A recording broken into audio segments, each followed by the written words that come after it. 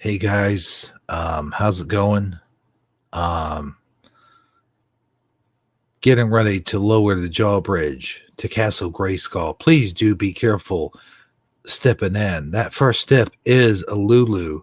Don't get cut on any of the jagged edges of the teeth and relax because Shifty Sunday starts right now, baby. Why did I laugh like that? That's weird. Watch the teeth. S is for the S's that have disappeared.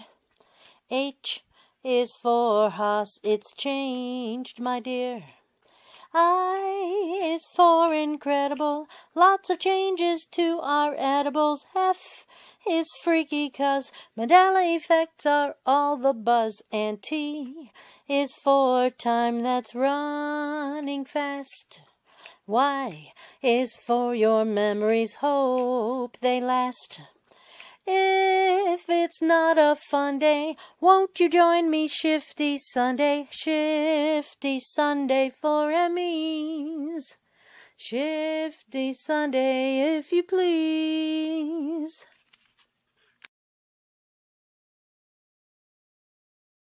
Hey, everybody, welcome to a late Shifty Sunday. I'm your host that sleeps the most, Hebro77, along with Armor Up and Sagittarically Speaking, and our very special guest, Grumpy Tro, who we'll introduce later. Sorry about that. Hey, Saji. Hey, Armor. Hey, Hebro. How's everybody doing this evening? I'm doing good. Is it just me, or it was so good hearing the old theme song. I didn't realize how I missed it. Yeah, I concur. I feel the same way. I enjoyed hearing it as well. Lorraine has such a great singing voice, and she did such a great job on it. Kudos to Lorraine Lamore for providing us with such said song, and Mr. Rip Van Winkle over there for playing it. Mr. Van Winkle. And also a special shout out, since you already let the secret guest out of the bag, to Grumpy Troll. Love Troll said she was the only troll under the bridge because she was asking about her cousin Grumpy, and I said maybe he was under a bridge. And she said nope, she was the only troll under the bridge tonight, so we know where he's at. We found him. He's in the back trolling the M&Ms as we speak. Hopefully not eating all the green ones. And I must say, for a grumpy troll, he is probably one of the politest, decentest. I think I just invented the word. Troll I ever met. Yeah, that's just a Hebrewism. Yeah, I have to concur. He is quite the polite fellow. And I think we're going to have an excellent show tonight. We're going to dig deep into the numbers and take a look at gematria. For those who aren't familiar with gematria or have never heard of it, or if you have heard of it and you know a little bit about it, or even if you're well versed on gematria, it should be an interesting show for you because we're going to cover the basics and then we're going to dig deep into some of the analytics, and I think it'll be a real eye opener for some people. And it might not be something that you're already into, but like we like to do here on Shifty Sunday, we like to find a topic that is interesting and kind of dig deep into it, try to gain a better understanding. And after tonight's show, everybody should have a better understanding of gematria, what it is, and how it works, including you, sir, Mr. Hebro77. Well, I got to tell you, that sounds good. I do have a little bone to pick with a certain corporation, but before I do that, I think it would be nice, a nice thing, a nice for all of our audience who took the time to step in here and watch us if we shouted them out. What do you think about that, guys? Wait a minute. Is this like a flashback night? You mean we've got a What Grinds My Gears segment coming up also? Well, yeah, the original theme song, What Grinds My Gears. Man, this is awesome. Yeah, I might have to, guys, tell you about this thing I found out. Believe it or not, it's a thing. Oh, and it's a thing. Man, it's like heaven on a Sunday evening, ain't it, folks? like a creamsicle in July. Ooh, I prefer a Fudgio, but I got your Okay. drift, brother. I know where you're coming from. We got Grumpy Troll in the house, of course. Tobin Schwing, Eddie Mercury Keene. I'm assuming he's a real one. He's got a wrench. Philip Fogarty in the green suit this evening. Lorraine Lamore in the house. Hope she got to hear the original opening. It was great. Yes, I do have some good news, Lorraine. Never fear. 3 stories this evening. We got Bear Lamb. Love Troll, of course, hiding under the bridge, but we see him. And Michael Fontaine. Michael Fontaine. Michael Fontaine. Michael Fontaine. Keith's dad in the house, but he had to check out. Wished us an amazing stream. And Teresa Lynch, first one in the room this evening. Welcome, everybody. Let me get to the bottom, make sure no one snuck in. Oh, and Lothar 900, both accounts working this evening. Welcome twice, brother. Yeah, you bring 2 accounts, you get 2 shout outs. That's the rules around here. That's right.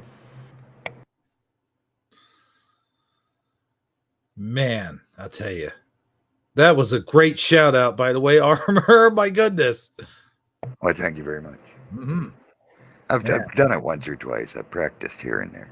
Yeah, just once or twice. Just once or twice. Just once or twice. Once or twice, here and there. Sagittarially speaking, let me ask you this. Yes, go right on ahead. Have you noticed how cold it's gotten here lately where you're at? Have I noticed? Well, yes, I have. I have noticed quite a bit. My phone actually is still set on St. Petersburg time or weather, and so when I look at my phone today, like around 4 o'clock, it says 78 degrees today in St. Pete, and unfortunately, I don't think we got any higher than 44 down here or up here in Cincinnati. So it's Welcome, quite the stark difference. welcome to the north, my neighbor. Speaking of Cincinnati, I got a wonderful little clip I want to show you real quick before we get started. Yes, I'm already Okay. starting with the self promotions. Yes. Oh Hey, my you know what? goodness, it's going to be a Yeah, long show. good thing you did the shout out before everybody left, Armor. That's right, and we don't even going to get our guest on, and he's going to chase them away. I know, right? We're going to have to talk about show management someday, brother. I'm just Yes, saying. we definitely need to have a long conversation about Long that. time. Oh, did you hear on Dan's show the other Friday? I was on with him, and he did a shout out, and he said Michael Fontaine, and I said Michael Fontaine. Oops, wrong show. Never mind. Oh, you. Oh, no. Well, when he had Someone in Sand, the chat, I think it may have been Eddie. I'm not positive though, but someone in the chat laughed. I was like, oh, I remember. that's good. We had when he had Sandy Diva on, we coached her up on the Michael Fontaine bit, and we were wondering if she might start using it in her other live streams. We might start a trend. We might get Michael Fontaine hashtag Michael Fontaine Michael Fontaine Michael Fontaine trending. Who knows? Yeah, who knows? That would be a good thing. My good evil twin brother. Would have to it'd have to be hashtag Michael Fontaine with a period, Michael Fontaine with a question mark, and Michael Fontaine with an exclamation point. For sure. So you mentioned Cincinnati. I have a special video I made just for you. Here we go. All right, let's check it out. Let's check it out. That should be the name of a show. Let's check it out. All Hey, right. Tobin's in Florence, Kentucky. They want to know where you're at. Not far apart, probably. Actually, I'm in Florence, Kentucky. So we're not far See, from each. he was We're incognito. we're Using Sensi stones as a throw cover. away. Good deal. Smart move, but you sort of blew your cover now. You realize Mhm. that. Yeah, you're It right. was I'm gonna smooth, have though. It was to now smooth. be watching for the black SUVs all night long. Keep your eyes open, brother. I'm just saying.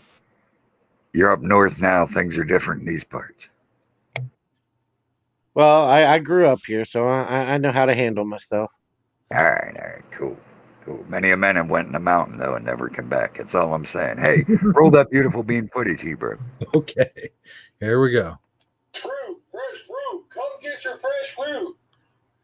Do do do do. Take me back. Do do do do. Take me back. Roger, is that you? Who, me? Yeah, you. Are you Roger? Yeah. How did you know, man? Well, I know a friendly face when I see one. How the heck are you doing, brother? Well, I just fell over there, didn't I? Oh man! Oh, I'm losing my balance, brother. I'm about to fall. Ah, crap! Oh hell, Jim, it's been a long time since I've seen you, man. Yeah, how's you and Gloria? Oh man, I ain't told you about her. No, it's been like years since I seen you. Well, funny thing, man. Me and Gloria split up years ago.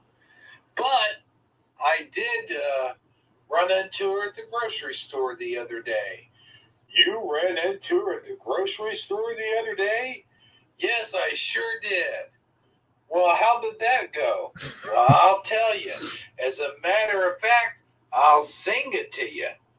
You're going to sing it to me? What is this, musical? Yes, kind of.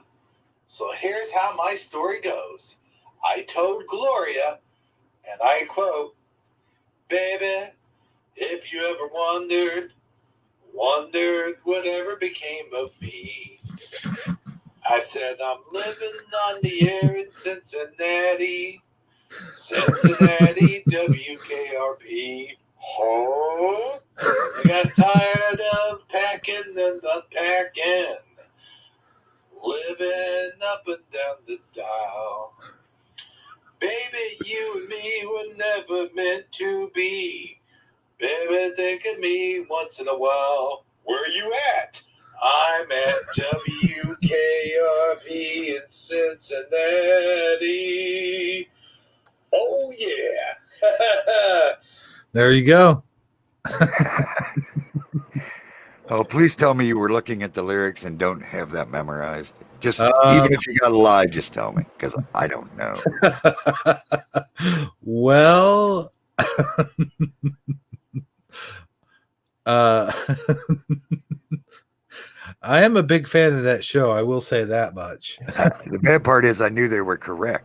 So Oh, well, yeah. So, I guess I sort of know them too. That it was an awesome show back then.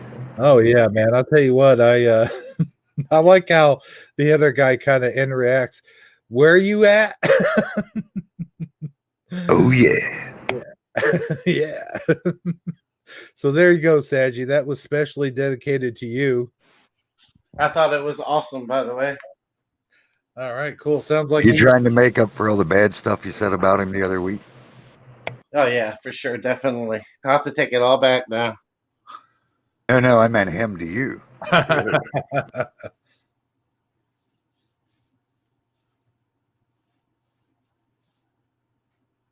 Oh yeah, I knew that's what you meant the whole time. I was just, playing along.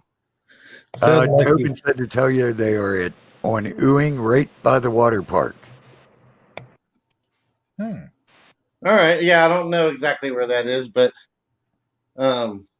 cool. I'm There's a glad big water park right there. You should be able to find it. It's got like a water park. Oh yeah, okay. I doubt that the water park is open at this No, but particular moment. they're right by it. You can still Okay. see it probably. I don't think they take the slides down. I don't know how they do their water parks in the Ohio, but here they just ice them up and turn them into ice slides for the Polar Bear Club. Hmm. Oh yeah, the Polar Bear Club. I've been meaning to ask you about that. Well, it's fun to go down the slide, but when you hit the bottom, whew, man, you need catchers. We just call them catchers. Oh man. Yeah. Well, hey guys, in light of what's going on, I've got a little thing here I just wanted to lay out for you guys and see how you feel about it. I know how I feel about it. Okay, now, hey, Tony's here. Hey, Tony. That's Yeah. the fake Tony. But Oh, is it? yeah, welcome, Tony Starna. We'll keep our eye on you. Well, I don't know. He did come in here saying, "How you guys doing?" Said how yous Ah, guys doing. Yeah. Oh how yeah. you guys doing? That's how. Yeah, I said it wrong. Yeah, you're right. You gotta say it with that accent. You gotta go. How And you guys? you're the Italian in the room, and we got to show you how to speak Italian.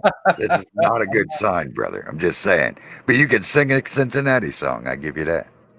There you go. Yeah, heck yeah. Kudos for the Cincinnati singing. You actually did a really good rendition of it. I'm definitely gonna have to play that back later just for fun. I was pleasantly surprised when he said it's going to be a musical. I thought, oh no, but yeah, it was all right. Well, thanks, guys. Hey, I appreciate that.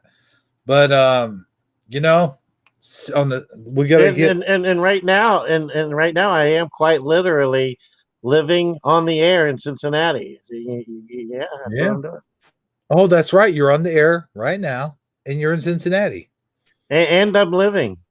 Hmm. Apparently. Don't forget the living part. That's important. Oh yeah. But no, hey, getting down to some business here.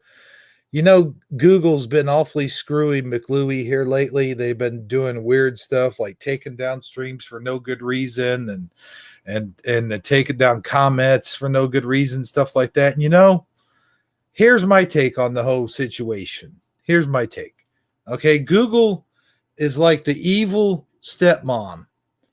Like she came in, and at first we're like, I don't know if I trust this woman or not. And eventually we're just like, well, she is keeping dad happy. So as long as he's happy, I'm happy.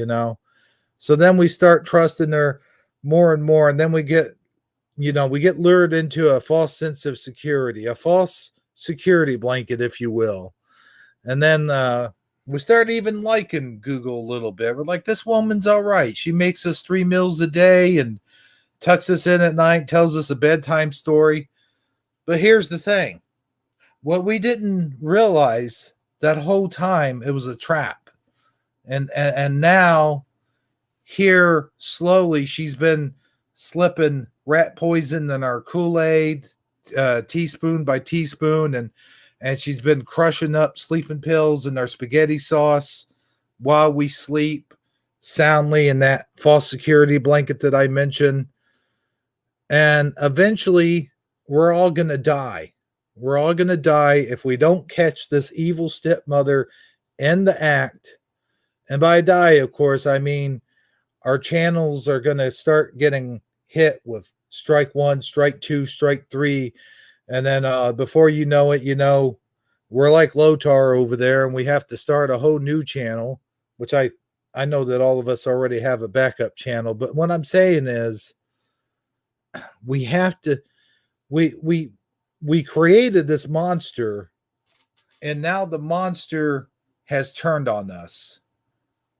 Like So we, if I'm understanding you correctly, uh, she went from being Aunt B on the Andy Griffith Show to like Marshall Mathers' mother. hmm. Well, yeah, I guess you could say that. I was thinking Okay. more of like that twisted mother that was on The Sixth Sense, where that little girl ghost shows up and then lets that guy know, like they find that VHS tape of her like crushing pills into the, or was it pills? I can't remember, but that's yeah, Yeah, yeah, okay. But we're on the same page. You know, yeah. I can smell what the Hebrew 77 is cooking. I would go more with Aunt B and Mummy Dearest myself, but I'm Ah, old, so. there you go. Okay, yeah, there you go. That's a good one. All right, yeah. Either way, yeah, the writing is on the wall here with YouTube. I think sooner or later, if you wanna talk about anything besides fluff and stuff, we're going to have to find an alternate platform. Well, see, I guess my comment on would be was, first of all, you shouldn't have fell for the trap thinking that anything this enemy created was good. There's a difference between it being good and the Father using it for good. So, first of all, don't make the mistake of falling into the trap that Google, even though they might give you 3 meals a day, there's probably better meals out there to be had. Mm-hmm. So, and like I said before, when the fake, what was it called, being viable craze hit a year ago, I don't worry about how evil Google is or YouTube or any of that crap, how much censoring they're doing, whatever. It's all real. We see it. We all get our stuff. But like I said before, as long as the Father wants me on YouTube, there ain't nothing YouTube can do about it, no matter how evil their leader is. You know what I'm saying? And when Father don't want me there, I'll be gone. And it won't matter because I'll know I'm done here. So I don't worry about any of that crap because that crap can't touch you as long as you're doing the Father's will. So who You cares always how have a evil they way are? of you always have a way of giving us that proper perspective, Armor, and I'm so glad that you always are that voice of reason where we realize that you know what it really is in the Father's hands, and there's nothing we can say or do about it. I mean, if we want to, we can get all up in arms about it and bitch and moan and throw a fit and complain and stick do our best to stick it to the man. But at the end of the day, it's all in the Father's hands, isn't it? Yeah, that's sort of the opposite of faith if you're worried about it and complaining. And that ain't faith. That's lack of faith. Lack of faith ain't going to get you too far. Trust me. It's all about faith. So, and that's the easy one to overcome. Heck, YouTube can't do nothing. They might want to. They might hate it. The enemy don't like nothing. We do. They'd rather we weren't alive. So Mm-hmm. they can't do anything. They ain't allowed to do. So who cares what they do? Well, here's the way I look at it, and going back to the evil stepmother, whatchamadoodle.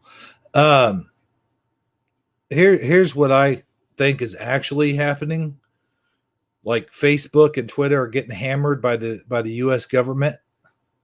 They're getting hammered so hard, like for censorship and stuff like that. And I think YouTube's feeling the heat, and they're going, "Oh crap, we're gonna try to make everything as legal as possible." So they're trying to crack down on everything. And it's not them, it's not humans. They've set it up so that their AI goes through all this stuff.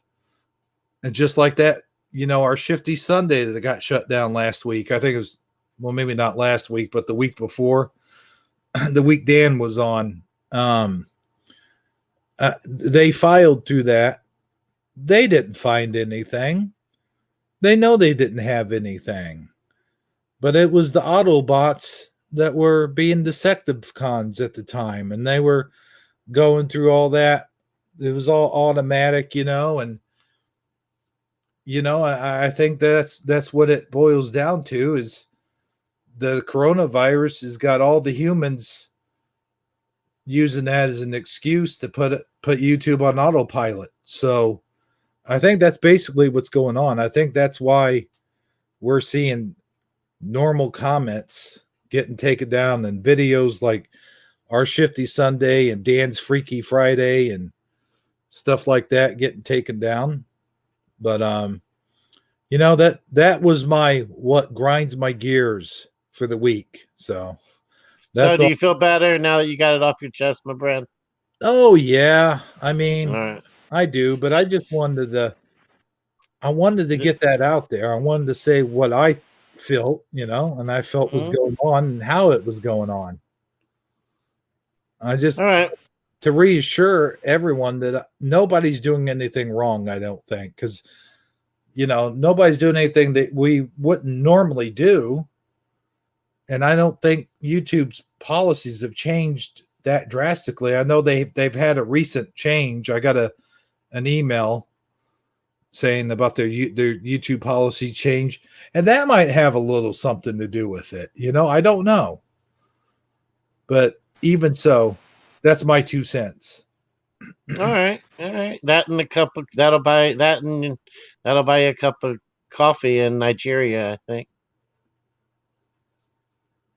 Well, it should. Yeah. But you know what? Speaking of Nigeria, uh, Hmm.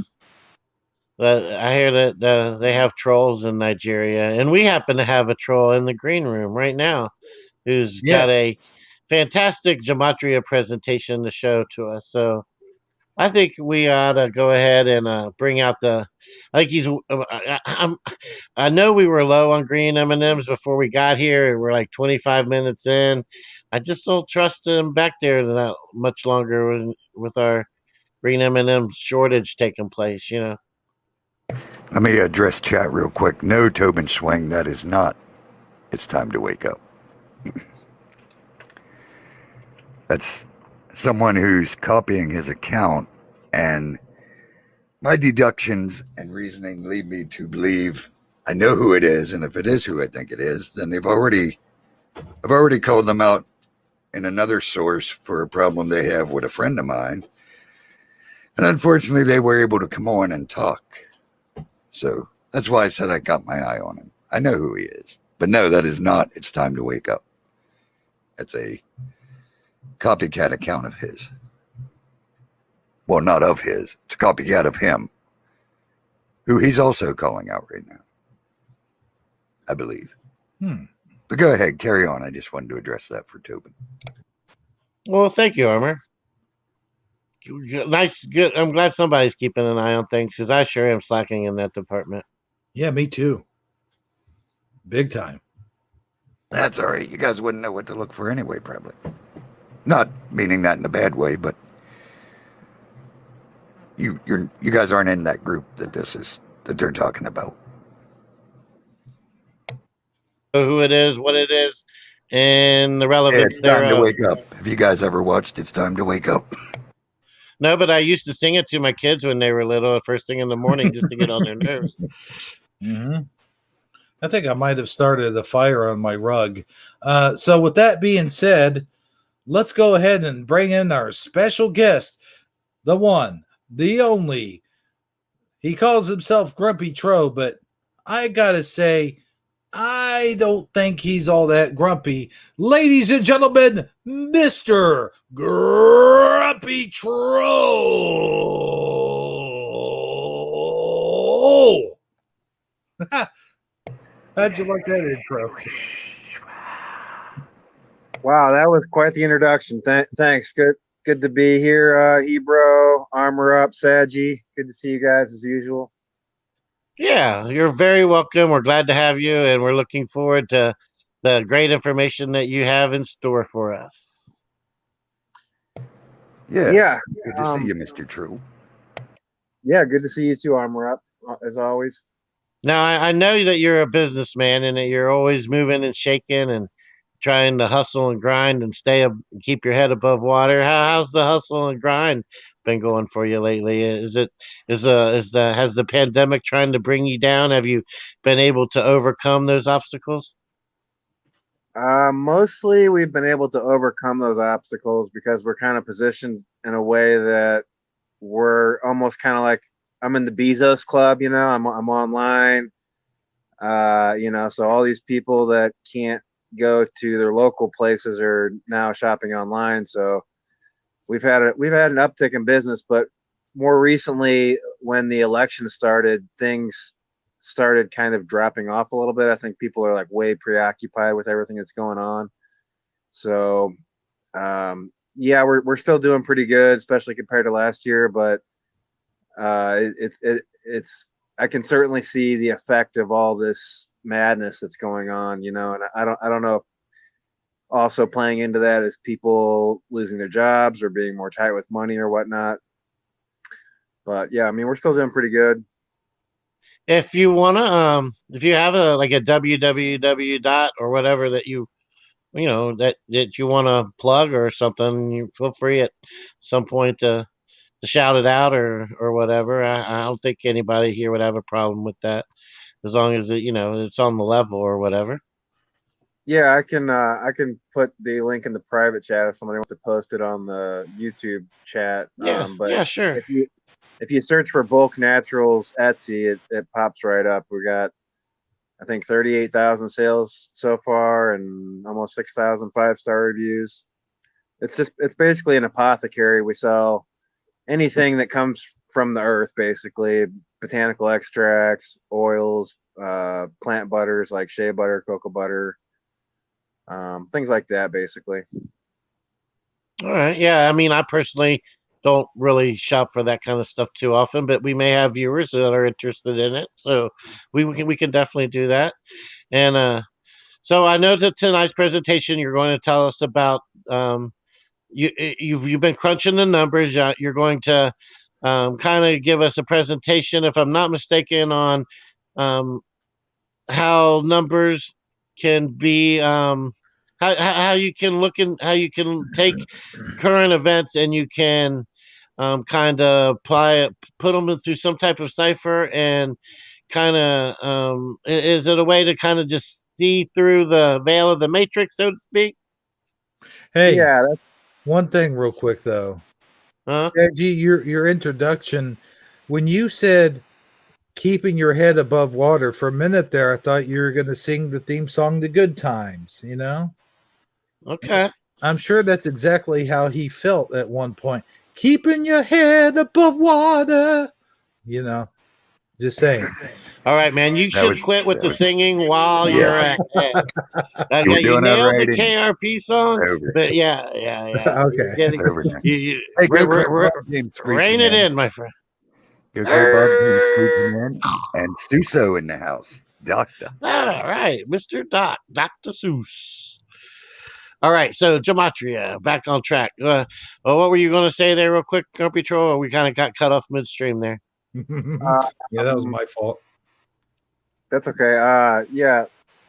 So yeah, I was just, like you were saying, I was going to kind of tell, basically gematria is like a sixth. I describe it as kind of like a sixth sense, or once you have this knowledge and since the beginning of our lives, we've been subjected to all kinds of data, and it just keeps getting greater and greater. And so I don't really know if there's ever been a time in history where we've had so much data being thrown at us on a daily basis to where we could actually use something like gematria to analyze that information and try to come to a conclusion. What does all this mean? And so I Yeah, think for right now, sure. And I think, like, on a basic level, I can speak in the sense that you see certain numbers appear frequently, especially when you have like like a there's certain words I want to kind of choose wisely simply because of the algorithm. But like if you have like a mass bang bang somewhere, or some type of um, um, terrorist attack. And you look and you read through the article, you'll see the numbers, certain numbers that pop up a lot, like 33 and 24. 42. I mean, I'm just throwing these numbers out loosely, but it just seems like it's a common theme. And then you'll see like the names of certain people will be real obscure and almost predictable, as if like it'll happen on Elmwood Street, or you know what I mean? Like it's just this. It's like you can't make this kind of stuff up. It's like when you get to reading the article, if you're paying attention and you're looking for that sort of thing, it's like they're just throwing it right in your face. But then the average person reading the newspaper, it just goes right past them because they don't really even pay attention to that sort of thing. Am I on the right track here? yeah, that's absolutely right. And it's like, but I think some of this stuff doesn't necessarily get past our subconscious. So I think that's kind of one of the things, is they're almost kind of programming our subconscious. But you can certainly look at the same data consciously and derive conclusions out of it.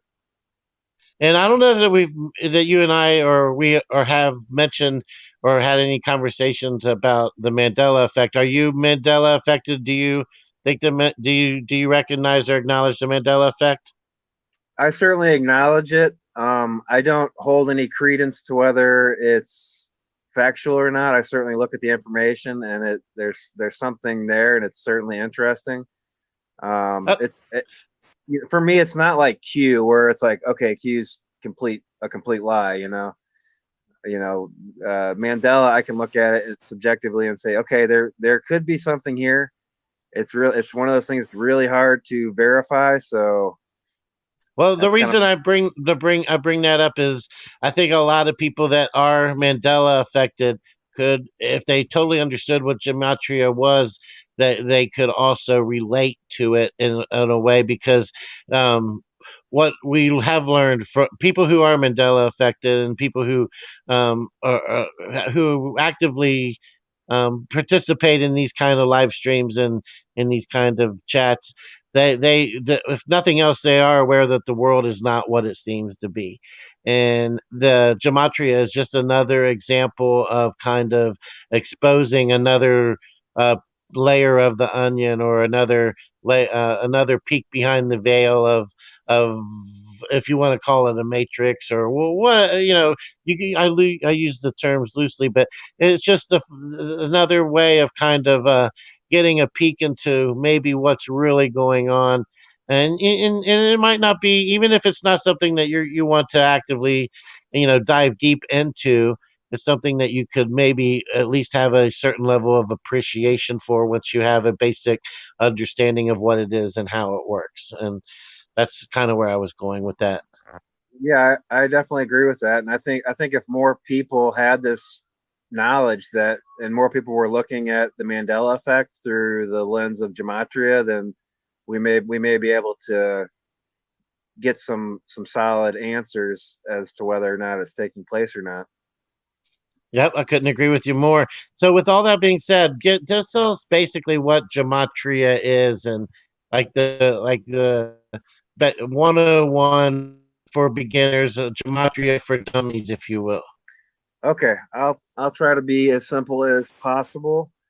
So basically, the term gematria means the it means basically the geometry of language. So it has very much to do with how the numbers tied to the words, and how you can make comparisons between words that have the same value, and you can kind of take that all that information and derive a conclusion out of it.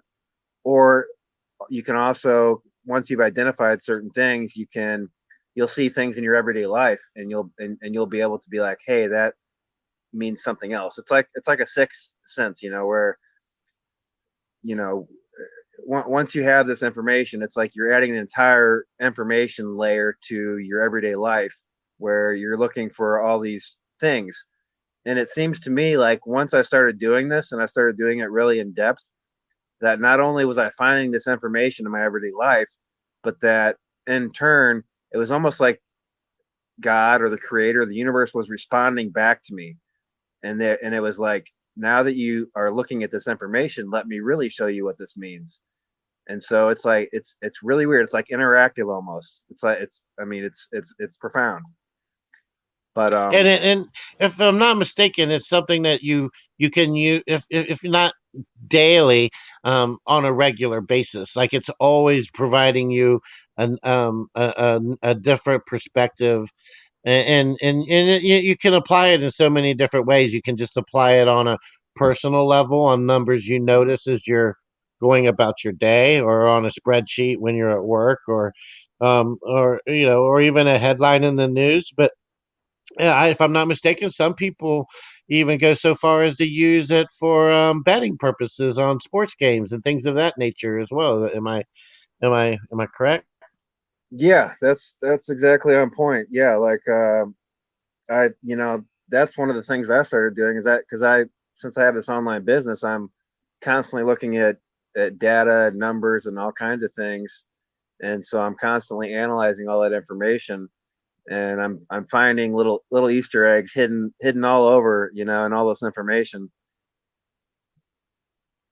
Well, with that being said, what would you say? Like, I know you've been working on some type of presentation or something. Do you have information on your computer? Like, if we gave you a screen share, you need a visual. Like, you can apply a visual context to this, or are we going to just strictly just talk about it? Yeah, we're just gonna do audio because I'm actually on my cell phone, so Let's screen talk share about it. Sorry, kind go of ahead. difficult. But yeah, so basically in gematria, the basics are that there's four main ciphers that are typically used, and so the main one is English ordinal, and that's basically A equals 1, B equals 2, and so on and so forth.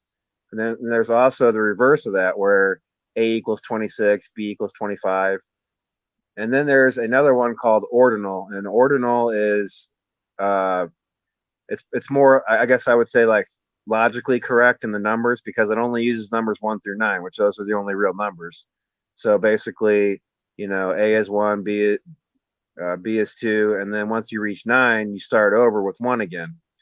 And then there's also a reverse of that, inverse, where A is 9, B is 8.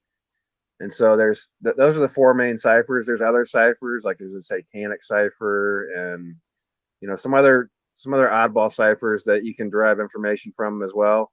But we're going to kind of focus on the four main ciphers for today. And so let me grab this book. Hold on. So there's a gentleman named Zachary Hubbard. You guys may or may not know him, but he is kind of the foremost expert on gematria right now. He's written a I'm couple books. familiar with who he is, and I believe I showed you his YouTube channel as well. He remember I took you over there and showed it to you one day. He had like 1.5 million views in like less than 24 hours. I would say, yeah, he's definitely the Oh foremost. yeah, I remember that day. Yeah. Sure. Yeah. All right. So, yeah, I would say he's the leading, most well known person out there doing it, and he does it on a he really gets into it, man.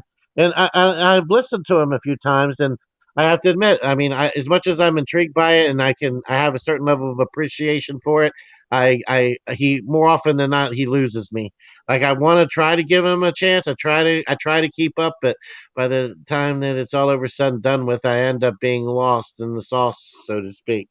So hopefully we'll be able to keep it from keep it to keep that and keep that from happening. So what would be something you wanted to dig into first? What was the something you wanted So to share? um, Zach has a couple books he put out. The first one he put out is called Letters and Numbers. It's a 700-page book. It's basically the go-to book for learning about gematria. And actually, he had it in print for a very short time, and all the companies that put it in print instantly took it down. Like you can't get the book in print at all. Um, and you can go to his website. What do you think the reason was they took it down? Too much information. They don't want that kind of information out there because it ties everything together. It ties our reality. It ties all the religions. It ties time and space. It ties It's like the glue that pulls everything together and makes things make sense all of a sudden. If you look deep enough into it, Okay, yeah, I can dig it. All right, keep going.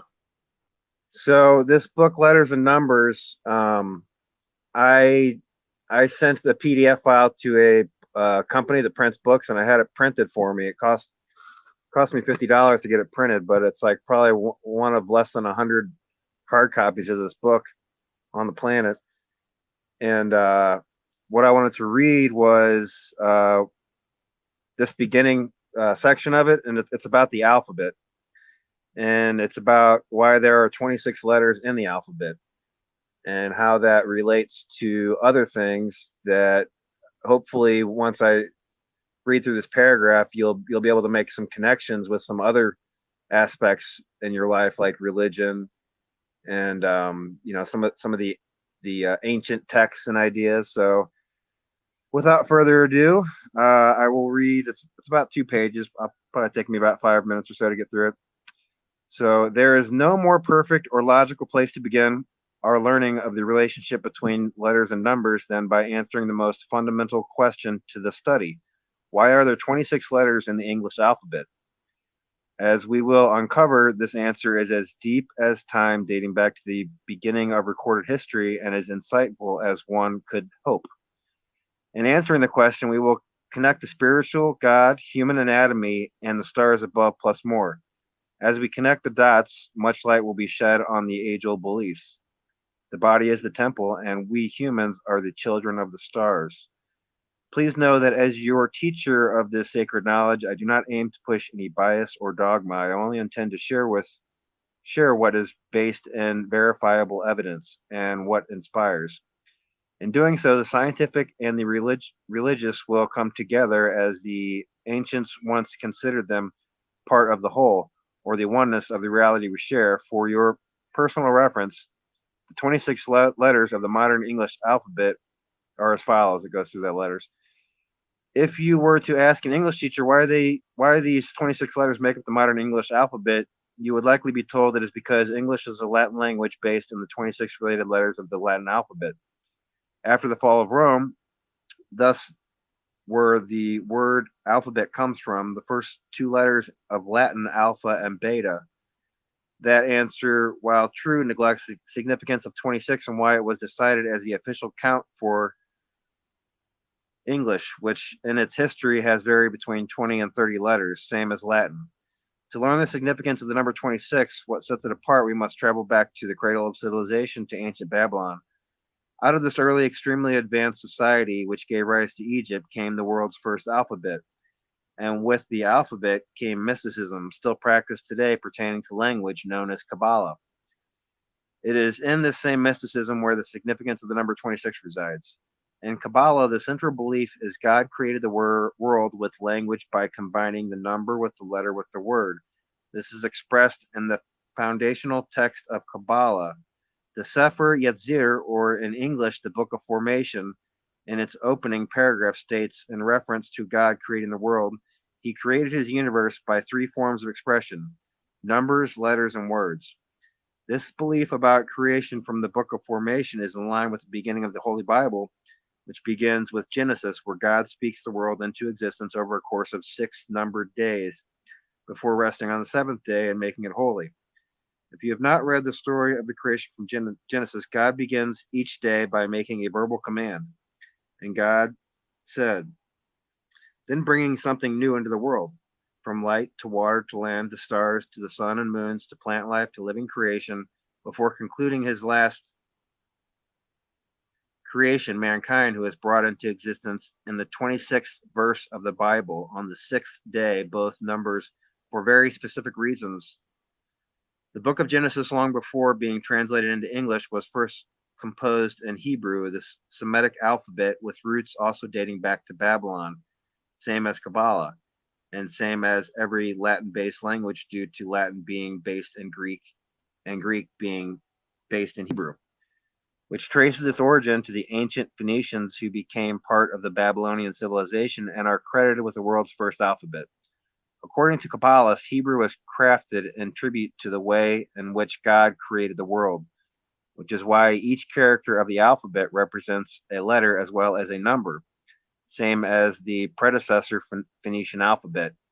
This is where the number 26 connects. In Kabbalah and in Hebrew, it is the number 26 that represents the 4-letter name of God, known as the Tetragrammaton. Translates into English as YHWH from Genesis, the first book of the Torah. Below is the math for the numerical value of Yahweh. So basically what it says is Yahweh is 10 plus 5 plus 6 plus 5. That equals 26. In addition to that, I could go on, but God, G-O-D, is 7, 15, and 4, which is also 26.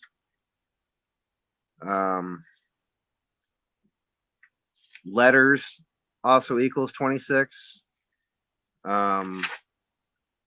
There is a whole host of, the alphabet equals 26. So it's very strange indeed that all these things equal 26, and the alphabet is also 26 letters.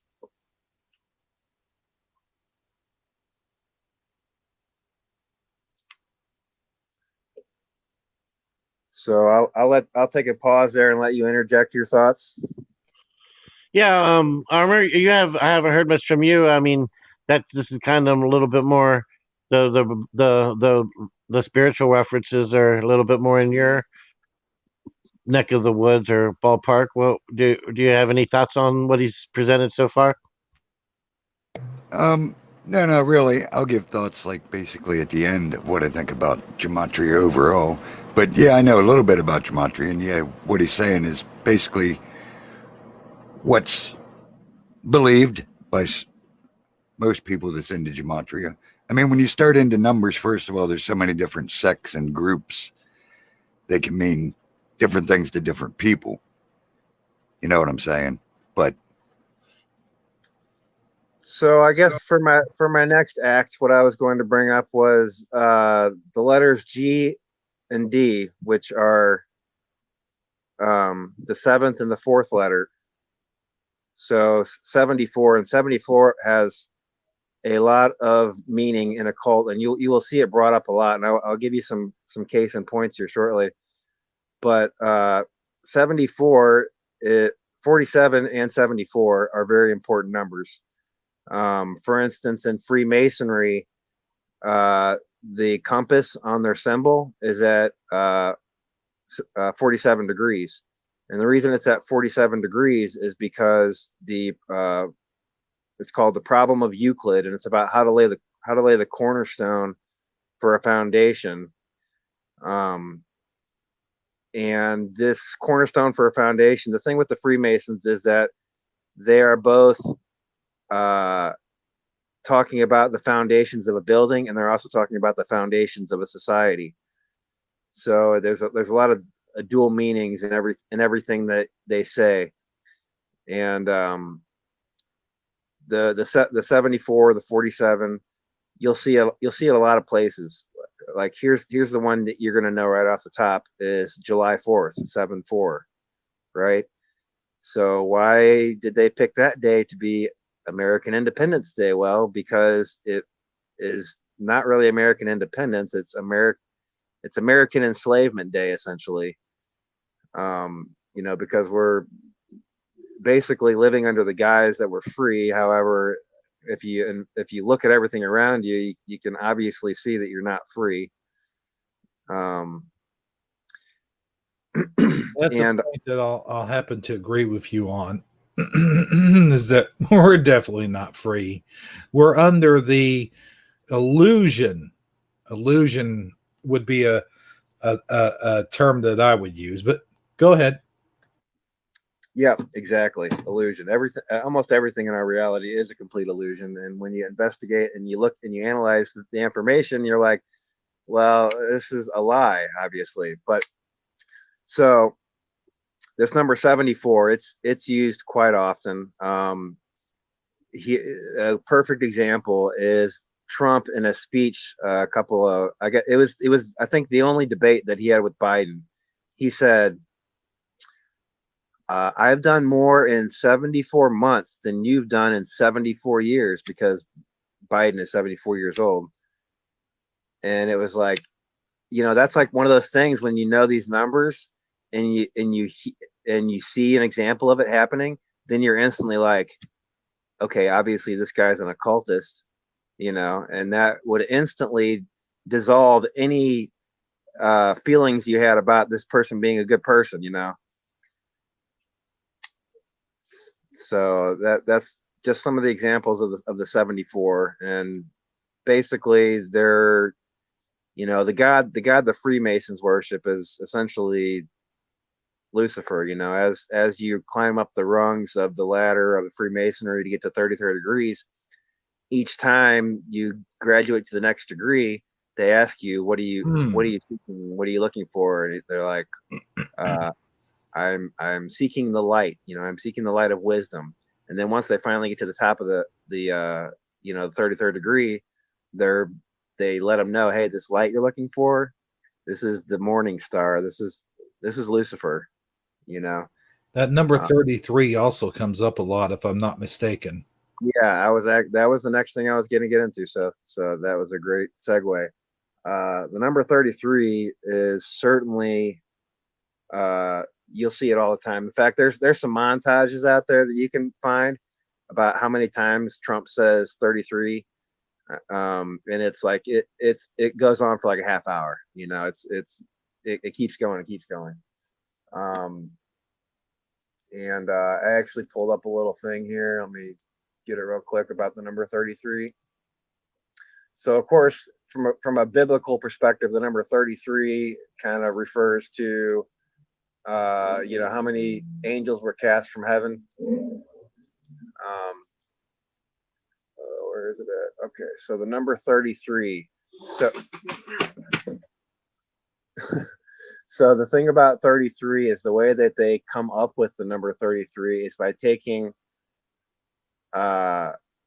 this is kind of hard to explain, but they take a number, they take one and they add it to itself, and that becomes two, and then they add that to the previous number, which is one, and that becomes three, and then they add that to the previous number, which is two, and that becomes five, and then they add that five to the previous number, which was three, and that becomes eight, and then they add that eight to the previous number, which was five, and that becomes 13, and then you add all those numbers up, and that equals 33. So it's kind of like this pattern hidden in the numbers that derives the number 33. And the other important thing about 33 is when you take 3 times 3, it equals 9, which is the final number. So there's like this pattern around this number 3. But here are some other interesting things about the number 33. There are 33 vertebrae in the human spine. There are 33 turns in a complete sequence of DNA. Let's see what else. All of the pyramids in the world are on the 33rd parallel. Let's see. So the ancients discovered a ley line, sort of a dragon energy corresponding to this latitude, and they constructed all of their temples and sacred cities on the 33rd parallel. 33 hertz is the frequency that researchers and scientists have discovered inside the Great Pyramids of Egypt. Let's see what else here. The Earth vibrates at 7.83 hertz. The human scale resonates at 33 harmonics, or 32 overtones over this frequency. Let's see what else. Mathematically, 666 can be created when 3 pairs of 3s are added. 3 plus 3 plus 3 plus 3 plus 3 plus 3. The Holy Trinity is activated within the tetrahedron in your DNA structure. Some of this might be a little bit, advanced thinking. An esoteric connection with 33. There's, I think, 33 rungs on Jacob's ladder. There's just a tremendous amount of 33s that happen both organically, in humans, and also in relation to a lot of other things. So let me try to. I'm just trying to make some heads or tails out of the thing. So the number in itself isn't necessarily a good thing or a bad thing. But over when you see the number, what is the significance of it? Let's say I'm looking. Like you mentioned, Donald Trump mentioning 33 and the long thing. So what am I looking when I see 33? What should I what should how should I what is the point of what should is it a good thing, a bad thing? Is should I Well, numbers are like tools, they're not inherently bad. They're neutral, and it's how people are using it. And see, these people like Mr. Trumpkin, they grow up being taught all this same information. They go to these Jesuit universities, and they're taught about the significance and the power of these numbers. And obviously, they're not using these things for good.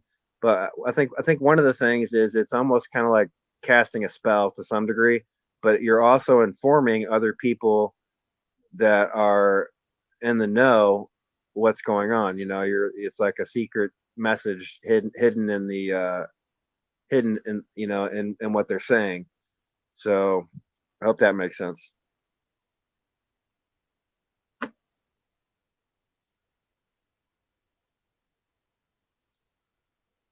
Yep, I think we lost Saji. Oh, did we? Hebrew, is Saji backstage? We probably lost Hebrew too. Oh, Oh, there's Saji. He's back. Yeah, I think it's because I'm slightly below ground. I barely have like a bar and a half, so I'm sorry, guys. we got everybody here then. Yep, Hebrew. Yep, we're all. I'm back. Well, If Hebrew's probably in the kitchen. Oh, okay. yeah, so No, yeah, I'm go not. ahead if you Not don't yet. mind. If you I don't will be mind, in. Grumpy, kind of like just go back about 1 minute and start over. Oh shoot. Um, well, yeah, I was just saying basically 33 isn't inherently bad.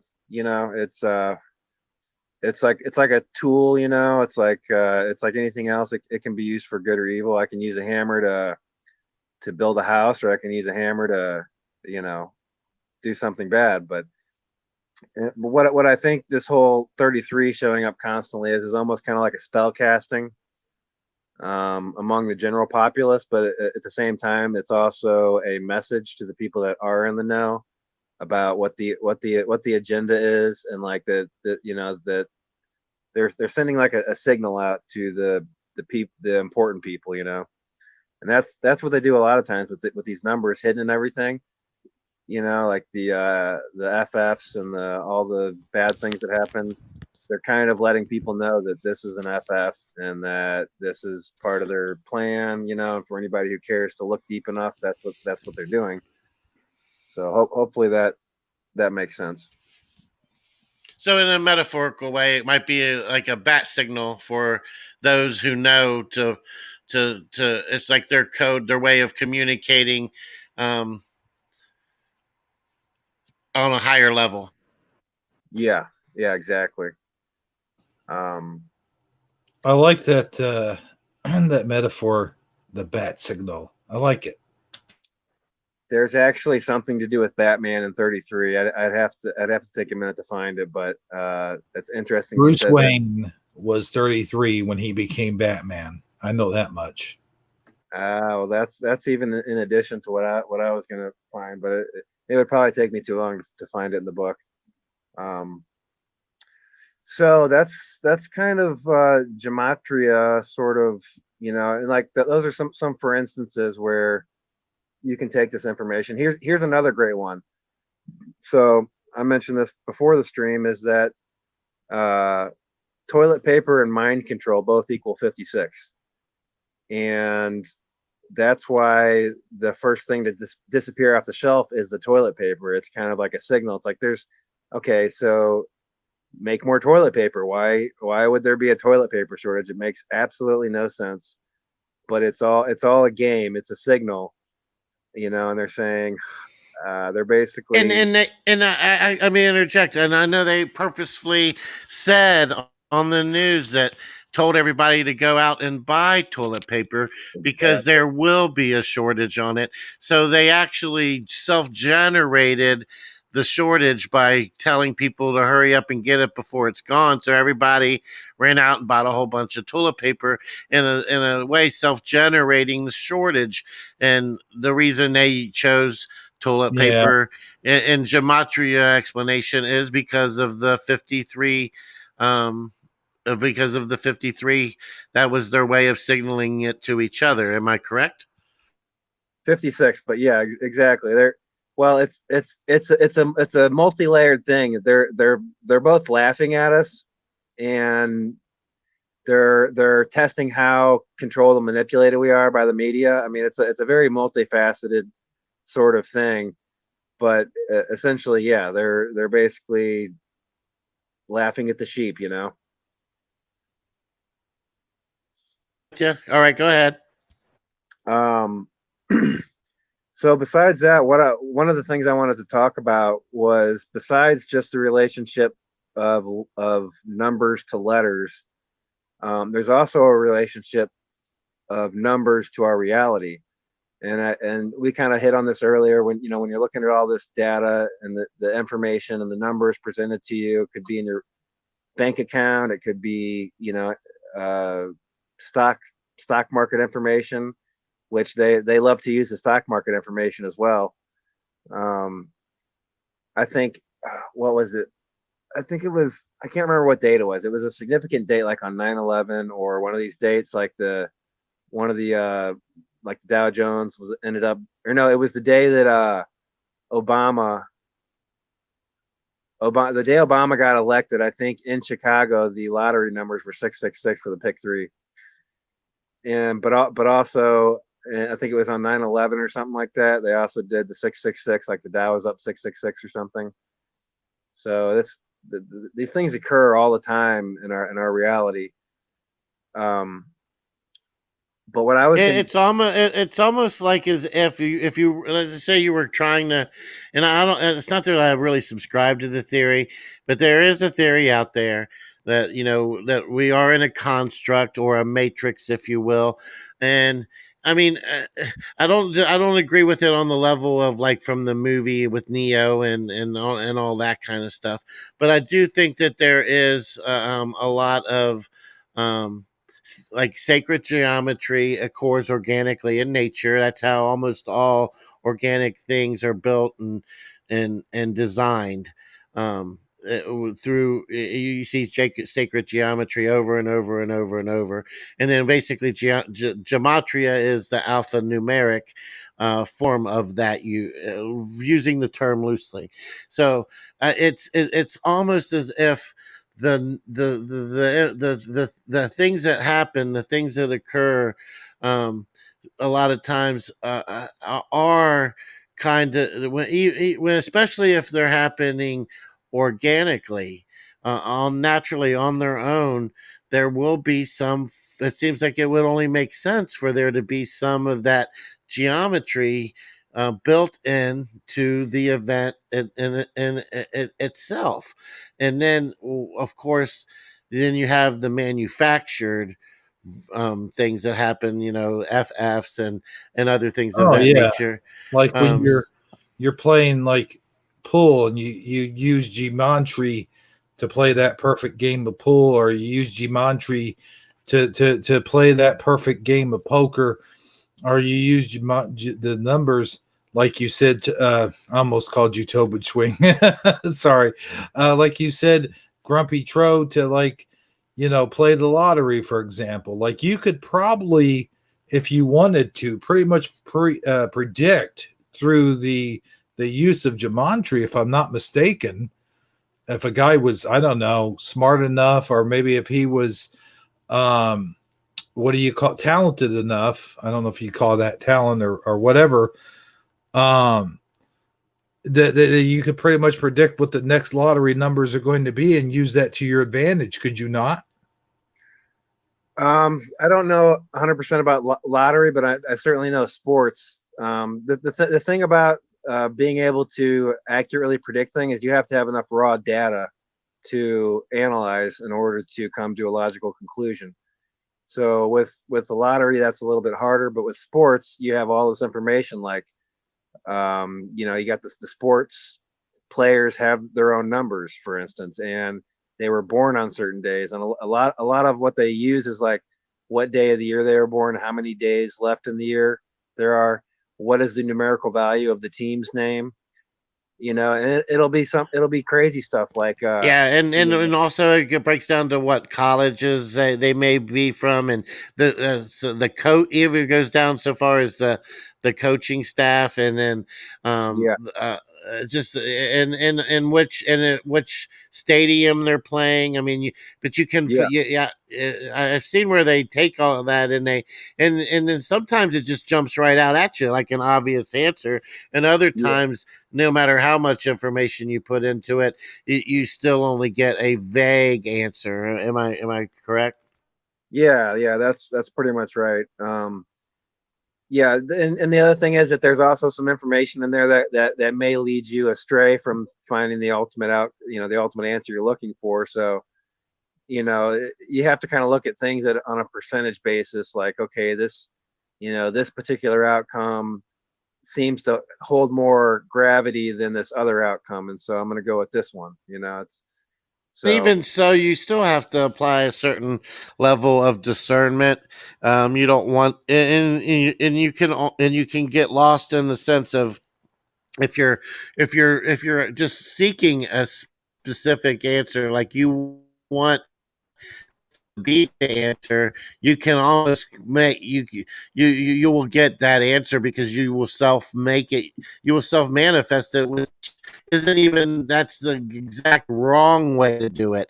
You're supposed to let the numbers come to you, not manipulate the numbers to make it what you want. Am I correct there? yeah, yeah, I would definitely say so. So that was a good segue into what I wanted to talk about next, which is the numbers manifesting in your reality organically. And that's the one thing that Zachary Hubbard does not talk a whole lot about. So this is I don't really know a whole lot of people talking about this period. I've seen people in the comments of his videos saying some pretty amazing things, like, the day that their father and grandpa died was, had a relationship between them, or various people, like every person in their family was born on the 17th, just various weird things like that. So I do think that there's something there.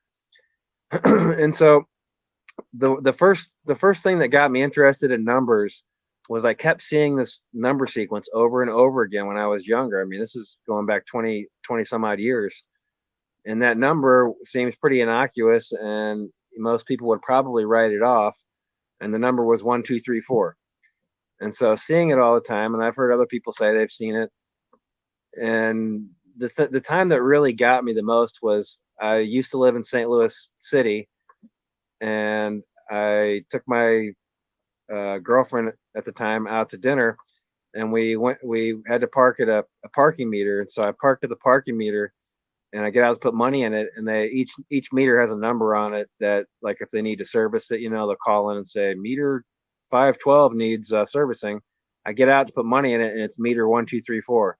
I'm like, that's pretty weird. There's tens of thousands of parking meters down here, and I pull up to this one. That's the number that I've been seeing all the time. And so it still took me another decade or so before I started really investigating this number.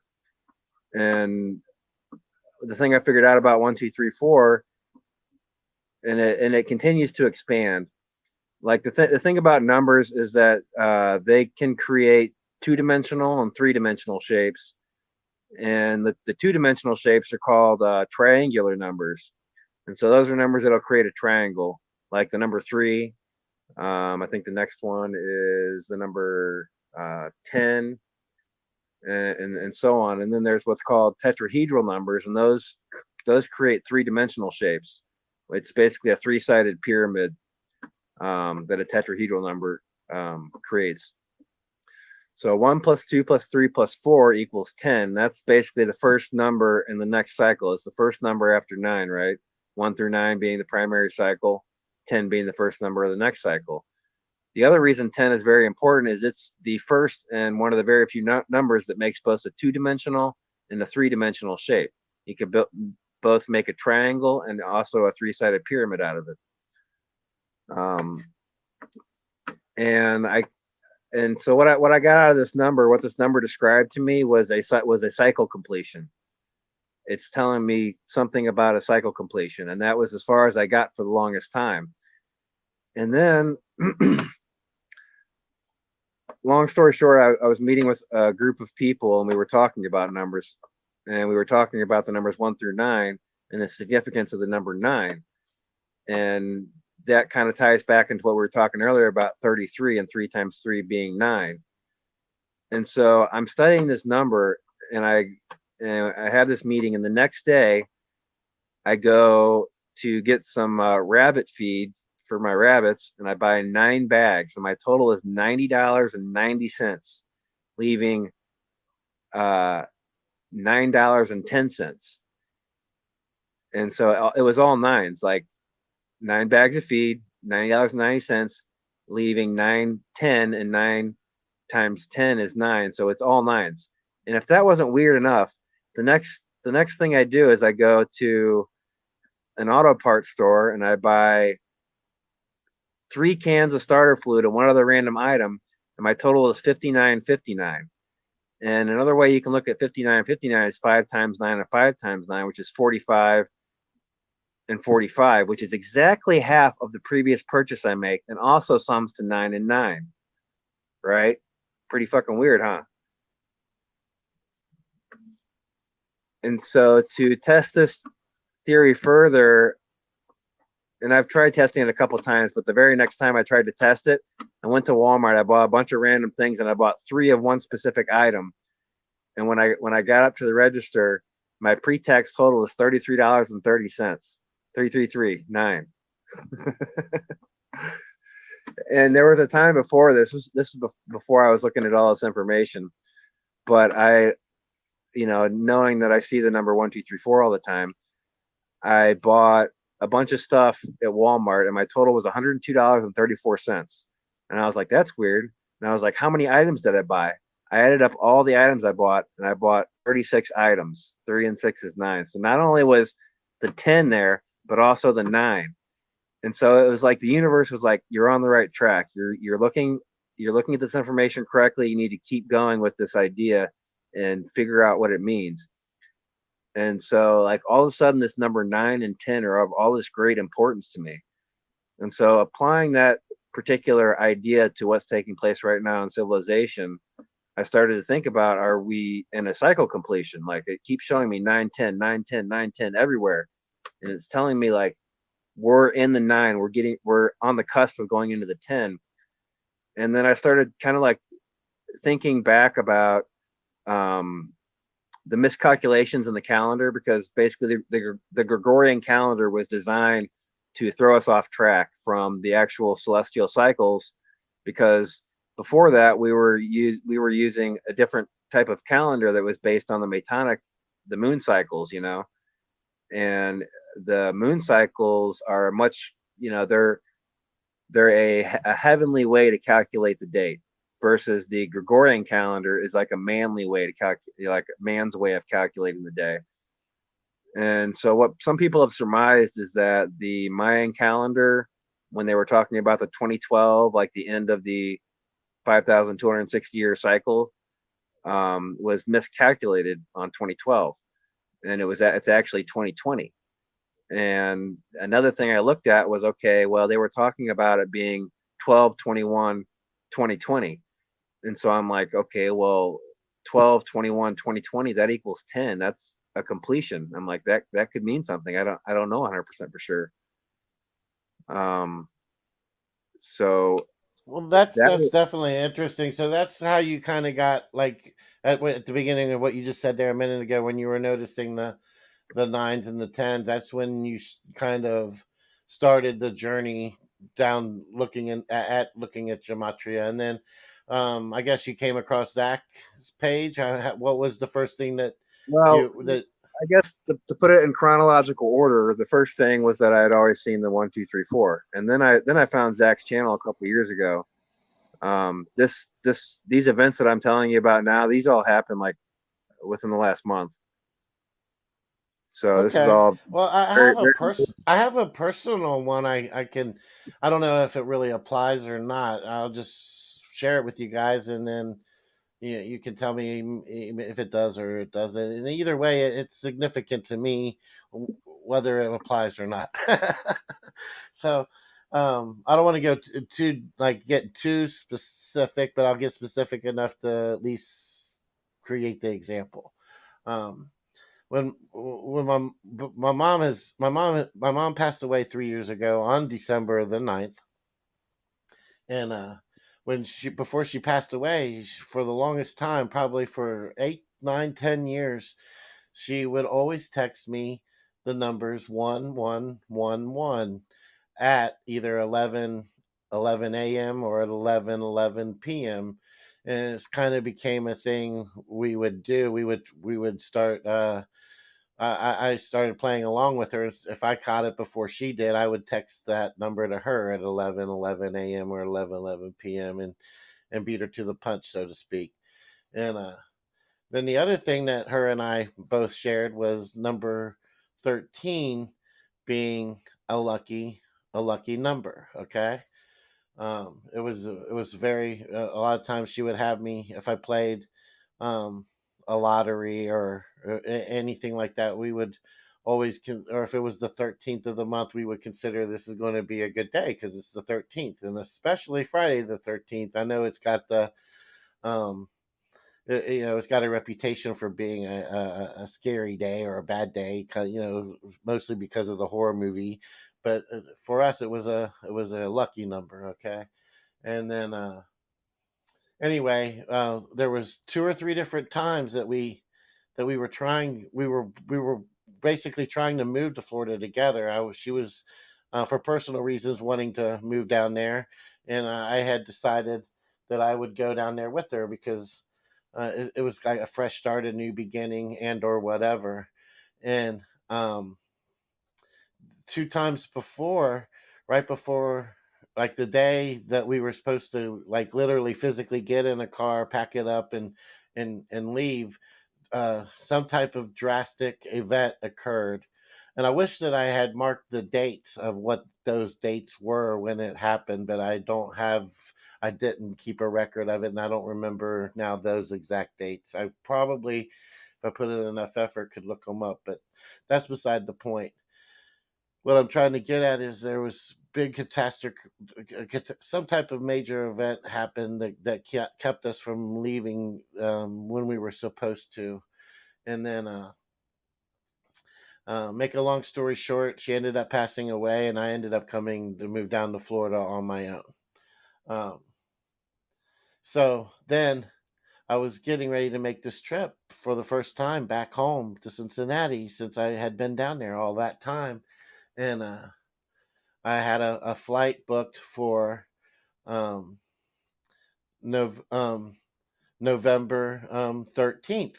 And I thought that was so ironic that it was on the 13th. I'm like, well, I know that that's going to be awesome because it's on my flight ended up being booked on November the 13th to come up here. But you know what happened um, on November 11th on 1111? That Hurricane Ada came through in the water, and the flood from the water, because I was right there on in St. Pete, right where it got directly hit. The water came right up to the threshold of my door, and like practically almost flooded me out, and was like a big. It was a big, it was a big obstruction. It could have delayed my flight or prevented me from even being able to go had something happened. But on 1111, I was dealing with that catastrophic event on the eve before, the day 2 days before my flight was to come, and then when my flight being on the 13th. And I know that a lot of other people were affected by the hurricane, and that the whole world doesn't revolve around me, but those dates had meaning and significance to me, and those numbers did. And I was definitely paying attention to them because it had personal meaning to me. Now, am I applying this? Is this in any way, shape, or form apply, or is this just a personal thing that I'm just kind of throwing it out there.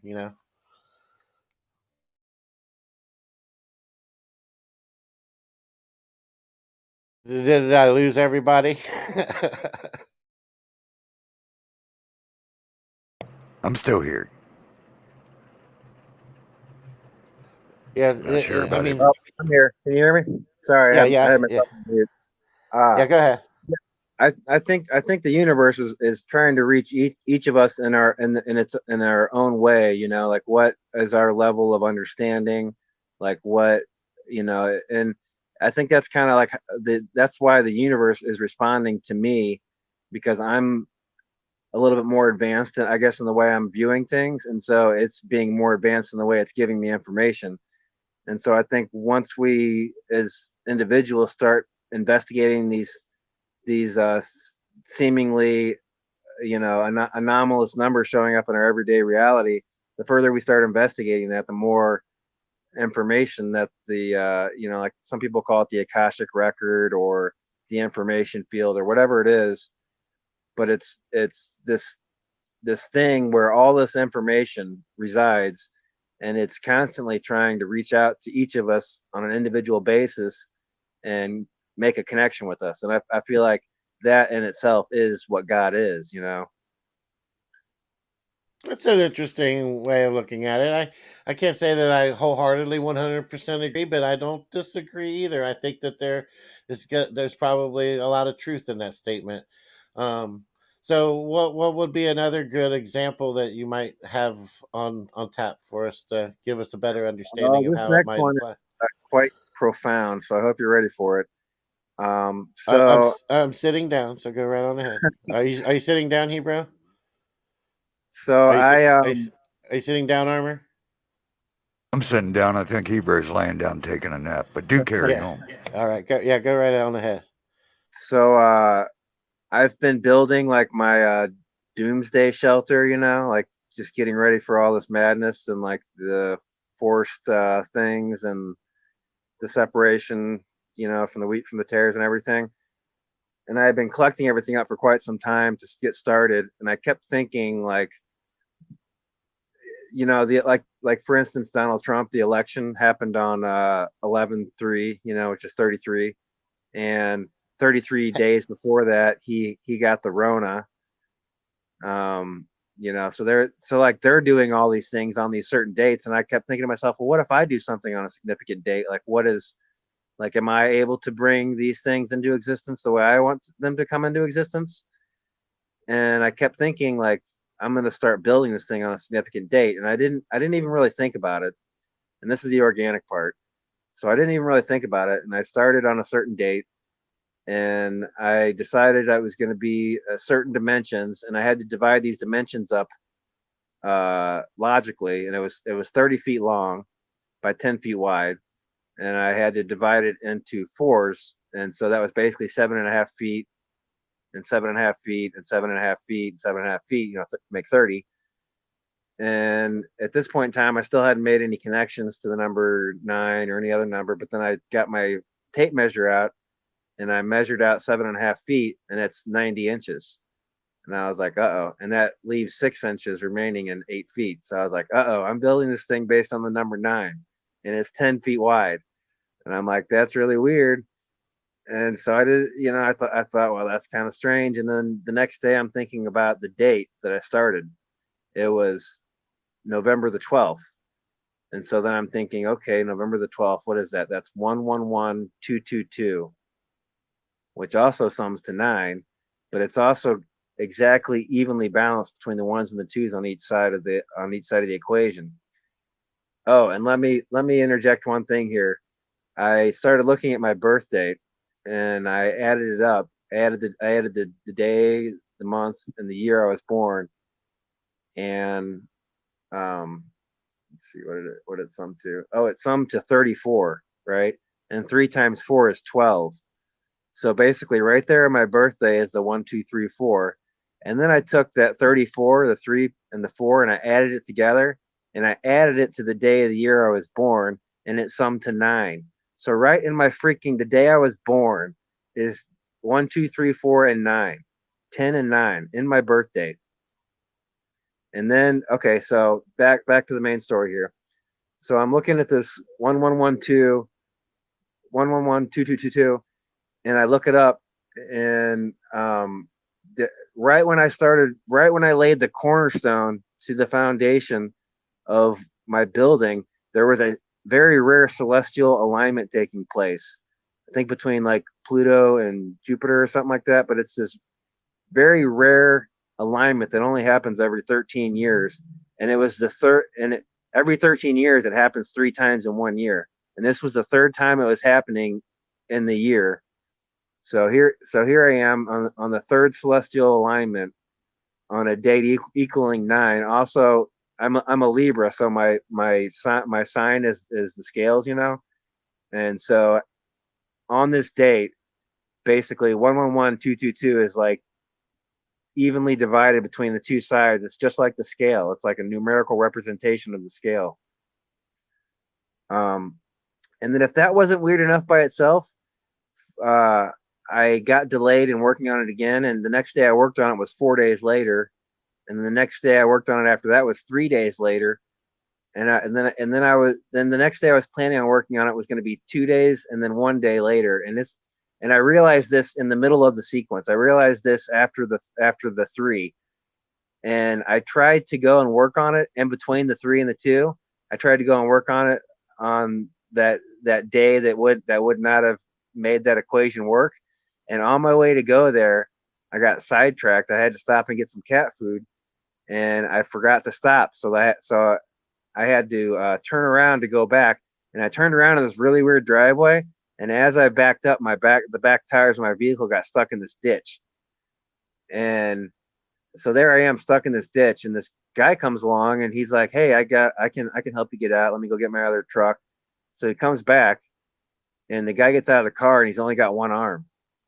And I'm like, okay, what the hell is really going on here? I'm like, I tried to go and work on this project a day I was not supposed to, and now I'm being pulled out of a ditch by a one-armed man. I'm like, you can't even fucking make this shit up. So that's kind of the end of that story. And today was the final day, the one day. This is the 10th day after I started. And I worked on it today. I worked on it yesterday, the one in the 2 days. And I'm almost done.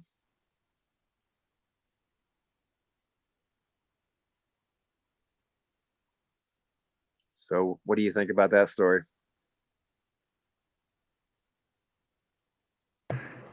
Now we lost Saji and Hebrew.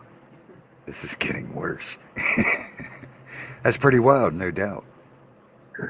I'm telling Like I you. said, I'm trying to wait and save all my comments for the end. But yeah, that's cool. I hear you. I know you kind of have a different sort of more religious, Christian sort of perspective on things. yeah. But no doubt, I was. No, I actually was very intrigued by that. I went inside to make coffee, so I had to mute up for a minute because people are sleeping inside the house. But I'm back now, so I apologize for that. Tell them there's yeah. no sleeping on Shifty Sunday. Okay, yeah, I'll go in there and wake them all up right now and tell them that. Getting pulled out of a ditch by a one-armed man for trying to break the pattern. How dare you? I know. Isn't that freaking nuts, dude? You can't even make that shit up. No, it kind of is along the same lines of what I was saying, but Yeah, a lot more exactly. specific.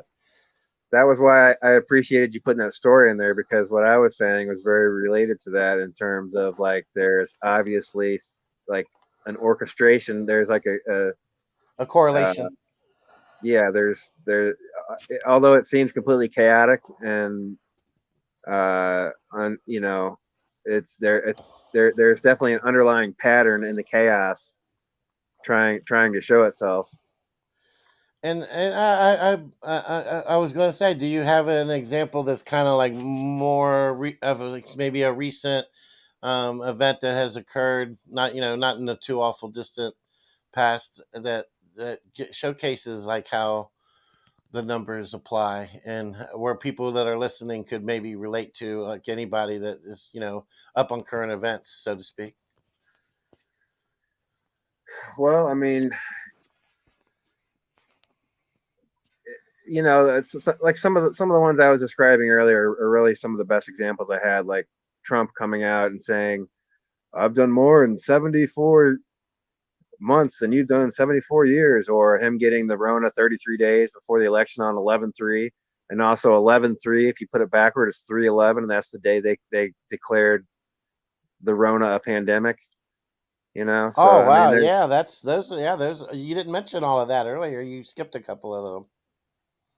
so yeah, there's they love to do things forwards and backwards, to encode things. But the thing about doing things forwards and backwards is that they are still numerically equal.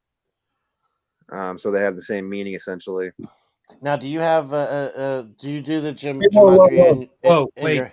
wait. Oh, yeah, go ahead. Wait, I just came back from the bathroom. Hey, Hebrew just woke up. Good morning, Brendan. Hey, Welcome back. yeah. How nice of you to join us. I'm sitting there in the You have a bathroom, nightmare? and no, hey, come on, guys. That's where you have some of your greatest thoughts, by the way, is in the The bathroom. bathroom. That's right, on the can. But no, I'm sitting there in the bathroom. I'm listening to his story, and he's telling the story about a one-armed man getting his car out of ditch, and there's no reaction, like zero. I'm like, oh, come on, guys. He's telling the story. I mean, how great of a story is that? I mean, that first of all, that's a really great story. It almost sounds like the opening to a really funny joke. I mean, one armed guy, car in the ditch. I mean, it really does. But Yeah, I mean, if God's not trying to tell me something, I don't know. Like that, like you can't even make that stuff up. It's like the comedy and the like everything in it. It's like I don't know. it was I've funny. always It was like there was no reaction. I'm in the bathroom. Sadgie's making coffee. Armor's staying neutral until the end of the show. And I'm like, come on. You can't react to that. I know, right? It's a No Life Shack would have been so disappointed in us. But uh, Yeah. so I had a thought. I was like, maybe we could have a little fun with it. We could take our names, maybe some names out of the chat. We could run them through the cipher and see like what numbers our names equal, and then what yeah, is we the could definitely do that. significance of those numbers. So let's start with Hebrew. Do you include the dash or do you just go with the letters? Dash has no value, so Okay. hold on, let me look it up here. All right. Yeah, I figured you were probably bringing up a gematria calculator or something. Yeah, I like to use Gematrinator. So, well, I think Hebrew, you might be a Freemason. I don't know. Uh, the thing they do with the numbers is they like, for instance, in English ordinal, Hebrew equals 48, but then they add the 4 plus the 8, which equals 12, and then they add the 1 plus the 2, and they equals 3. So they look at the numerical value, but then they also like derive a final number out of that numerical value. Well, now And wait a minute here. Wait. um, Wait 1 minute. Just 1 minute. 1 minute. 1 minute. Just 1 Just minute. 1 minute. Yeah. If we're going to do this, we might as well do this right. Why are we using my assumed name? Well, let me give you my real name. My real name's Jeremy. So that would be a more proper way to do it, wouldn't it? how do you spell Jeremy? That's Jeremy.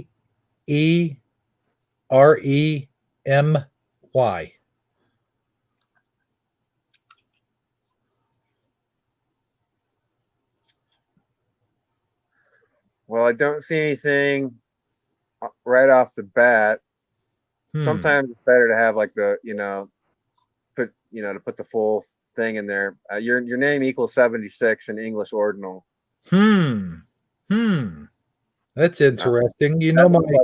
Seven plus six is 13. My football numbers was 76. Really? Mm-hmm. Well, see, a lot there. That's the thing, is like a lot of these numbers, like they may not mean something to the average person, but to you, they may hold a significance. Mm-hmm. I mean, that's perfect. Your your jersey number was 76. Mm-hmm. Yeah. In the reverse reduction, it's What 31. what year were you born, Jeremy? Who, me? Were you born in 76? No, I was born in 77. That's why I'm Hebrew 77. Oh yeah, that's true. My bad. And you can call me Hebrew, sir, by the way. All right, yeah, okay, my bad. Sorry. No, You know what's funny about Hebrew though? is that once you do all the reductions in the math through all four ciphers, it equals 33 and 66. And if you spell out 33, hold on, I need to learn how to spell apparently. And the cool thing about using our online names is it's names that we've given ourselves versus names that were True. given to us. So they have some type of underlying intent that we may or may not be aware of. That's why I was thinking that would be. I mean, not that there's anything wrong with doing your real name, but I was Well, thinking most people might not want to share their real name, but I still was want just to. thinking, Yeah. like, to get real, to get on the real, Oh yeah. There's nothing wrong with that. I'm not saying there is. I'm saying it'll be fun though as we do some more here and see what kind of happens. It does sound weird you call me by my real name, by the way, just saying. You It's don't even weird. call me. It's weird. It's weird for me to call you that. Even Yeah, when we talk privately, I call you I Hebrew. know. You call me Hebrew when we're talking on the phone. So that's funny.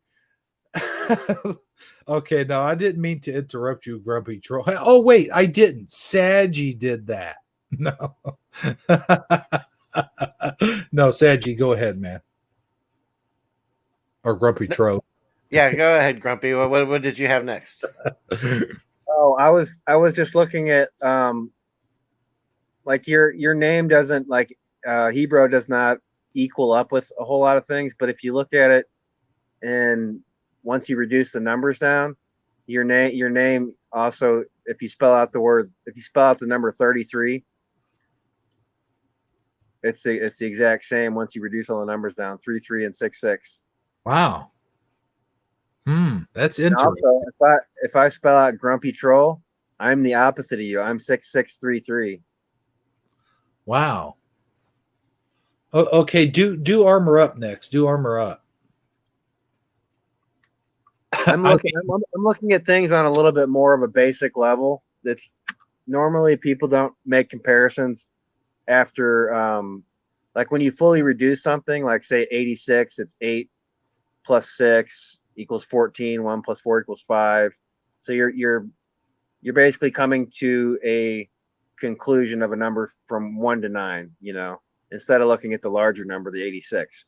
So it's a little bit different. It's a more simplistic way of looking at things. Let me try armor up here. So armor up equals the same. It sums to the same thing as Hebrew, which is 33 and 66. Interesting, huh? And if you're in chat now and you want him to do your name or a name, spell it out in all caps. Actually, in reverse ordinal, armor up and Hebrew are the exact same, 87 and 87. Well, isn't that just interesting? You hearing this? Is this so you soaking it in there, Ron? Like a sponge. You notice I just called you Ron. Like a sponge, Jeremy. Like Yeah. It sounds weird when you say it too. But we're so used to calling you Ron. Our 900 said to do his in the chat so far. There you go. Jennifer said to do Jennifer. Yeah, that was a good idea, Saggy. Yeah, every once in a while I come up with a halfway decent thought. I throw everything at the wall and see what sticks. Yeah, you do come up with decent thoughts a little bit, just for a little while. Yeah, just for a little while. Yeah, just for a Oh, little while.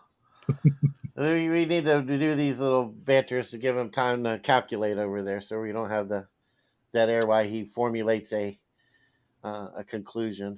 See, Jennifer, I'm trying. I don't know what else Jennifer equals. But once you do the reduction down to the basic 1 through 9 number, it equals 9999 in all four ciphers. Oh wow, interesting. And So then I think what other cool things equal 9999 that might come Well, nine is a very interesting number. I think I was talking about this last time a little bit, but I actually even uncovered more information about the number nine when I Awesome. was talking about uh, nine times any number sums to nine, and nine plus any number sums to the original number. So, for instance, nine times nine equals 81. Eight plus one is nine, or nine plus four equals 13, and one plus three is four. So it returns to its original number. Yeah, we And actually watched something about that not too long ago. Do you guys remember when we were looking at that? I think I brought it up in a conversation I called in one time, the last Yeah. time I called in. Yeah, but we also Um, watched a short video. I played. It may have been like the show after you were on. I'm not sure, but oh, I really? don't. Yeah, because I wanted to show the. I wanted to share that. I forget the exact context now, but I hope you guys remember the how the nine was. They made that case for the number nine. But keep on going. I'm sorry. Go ahead. No, no. Here's the thing, real quick before he keeps on going. Is it's weird because every time I go shopping, for groceries or this and that and blah blah blah, the ending number is always 89, 89, 89, or 89. Really Yeah, the ending number. No matter what, I never get an equal number. Like I never come up like, oh, your total will be $20, sir, or 21.50 or anything like that. It's always 2089 or 1589 or so forth and so on. interesting. Hmm. I'm wondering if they have an 8.9% sales tax in your area. Ooh. Yeah, like I'm saying, I think these patterns are inherent in our reality, and they're like waiting for us to discover them. And then once you discover them and you start going down that rabbit hole, it's like what I've been experiencing, where the universe is responding to my interest in these ideas, and it's like giving me information back. Um, but shoot, what were we were talking about the number nine. Okay, so then I started thinking about, okay, the number nine, like nine times nine is 81, and nine plus nine is 18. If you put those numbers next to each other, you get the 1881. And so I'm thinking that's where they came up with the entire concept of you have to go 88 miles an hour to go back to the future, the Back to the Future thing.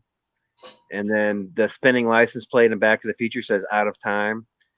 And the whole thing is like basically a skit about the end of time, essentially, and the other thing about the 18 and the 81, if you like draw out the equations, 1 plus 9 equals 1, 1 plus 2 equals 2, 1 plus 3 equals 3, and so on. The equation creates a loop. And then if you look at the other side of the equation, 9 times 1 equals 9, 9 times 2 equals 9, and so on, it creates another loop. And essentially, you got these two sides of the equation that create two loops, and it looks like the number 8, and it also looks like the infinity symbol. So I'm thinking that's where they came up with the infinity symbol, and it's also where they came up with the shape of the number 8. That makes sense. And then eight and then and it works metaphorically and literally because if you're drawing the infinity symbol, it infinitely keeps repeating itself. Exactly. So I think that there's like almost kind of like stories, about life, kind of like hidden in the numbers. It's like numbers aren't the thing is that we've been taught numbers numerically, because we're given this basic sort of education that doesn't teach us anything real. And so the only thing we know about numbers is their numerical value, to go about your daily day, you buy things, you do this, you do that. But we're not looking at like the relationship of the numbers to our reality and the spiritual world and everything else. And I think that's where the real knowledge lies, is in that hidden layer of things that are being presented to us on a daily basis constantly. Um, but there's more there than what we can see, and it takes that intellectual, interested eye to observe these things and create a greater derive a greater experience out of life, based on these things that are happening. I mean, does that make sense? Yeah, totally. I get what you're. I get what you. I smell what the grumpy troll is cooking. Um, let's see here. Michael Fontaine wanted you to do his name, I think, and Lotar also put in a request. Do I have to do it 3 times? Do I have to do Michael Fontaine? Michael Fontaine. Michael Fontaine. well, Dang. let's just do it once for starters, and we'll see where that takes us. You spelled it out there in chat. If you can't see it, I can spell it for you. Yeah, I got it. I'm gonna copy and paste here.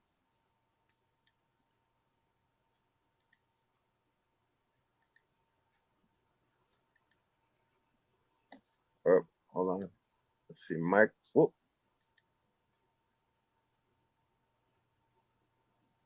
Let's see, Michael Fontaine. It's actually the same as Jennifer. I mean, the full reduction of all the numbers is all nines across the board, 99999. But we'll take a look and compare it to some other words here. It also equals the 3rd of December. Was he born on the 3rd of December by chance? I don't know. I guess we'll have to wait for his response. Um, the thing Maybe, about or the maybe that date has a meaning to him. You know, even if he wasn't yeah, born on it, it might have a significant meaning. Or does nine, or do nines have any significant meaning to him? it also equals the number spelled out in words 167 or 176. So we could see what date he was born, or maybe he was born on the 176th or 167th day of the year, or maybe there was that many days remaining in the year when he was born. Yeah, and you'll find that correlation happens more frequently than people actually are aware of, if I'm not mistaken. Yeah, and that kind of ties more into the astrology kind of aspect of how the numbers tie into each of us.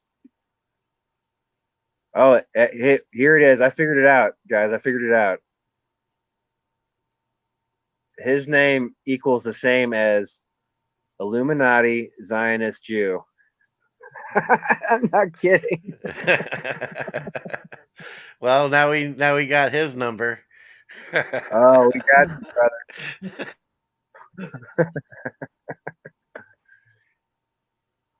All right, Lotar, Lothar,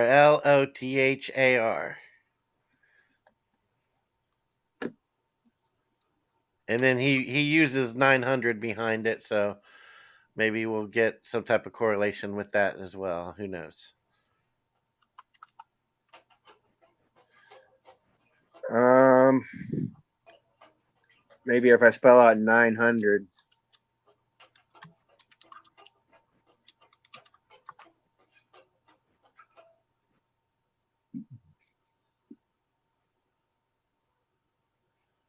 Let's see. I'm gonna see dip in the chat here. It equals well, it equals 1188, which is the same thing that no, I can't remember what equaled 1188. Hold on, I'm trying to pull up the words that it Yeah, take your equals. time here. Let's see. Michael Fontaine said his birthday as well, but we're already moved on to Lotar. So, What was his birthday? um, March 20th, 1976. I think my glasses are a little foggy out here. And Michael's is August 9th, 76, it Oh, says. August 9th. Yeah, my bad. I'm sorry. I was looking at Jennifer's.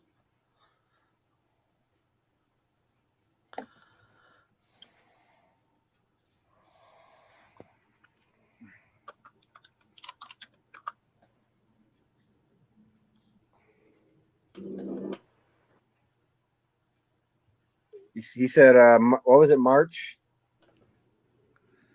No, August 9th. Yeah, I was telling you the wrong person's birth date. I'm Oh, sorry. okay. August 9th, you said, Armor? Yeah, August 9th, 76.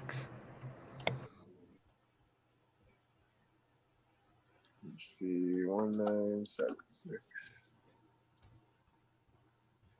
So he was born on the 222nd day of the year with 144 days remaining in the year.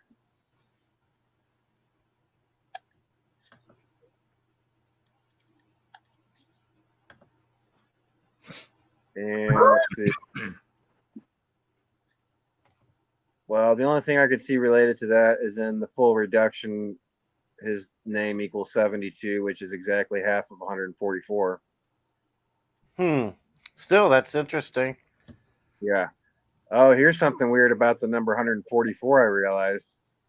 I don't know if I told you guys this story. So in this little town that I live in, when you drive now, I don't know, this is kind of a weird story, just like my last weird story.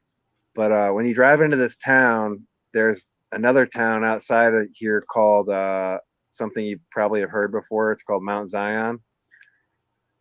And when you're driving into town, it says 2 miles to Mount Zion, 3 miles to this next city. And when you get to the next city, that's where I live, and you add up the numbers in the population, it sums to 23, which is two.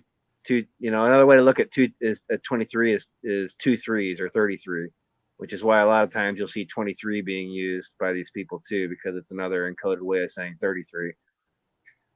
And then the next morning I wake up and there's a video from a guy that I follow.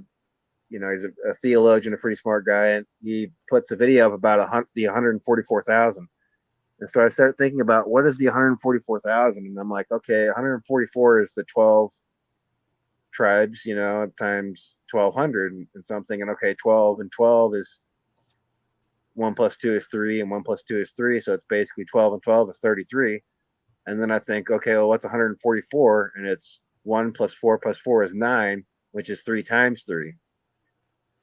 So I'm like, whoa, is this the Mount Zion? I don't freaking know, but that's pretty fucking creepy. 33s all around, 33s in the population, 33s in the street sign, 33s in the 144,000.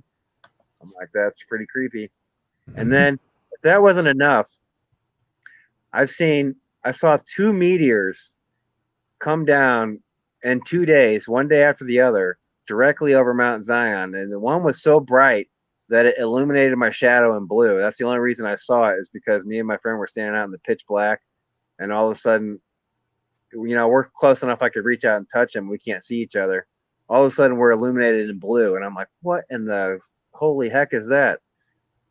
And then the next day, I'm driving up the road, and I see another meteor come down right on the same place.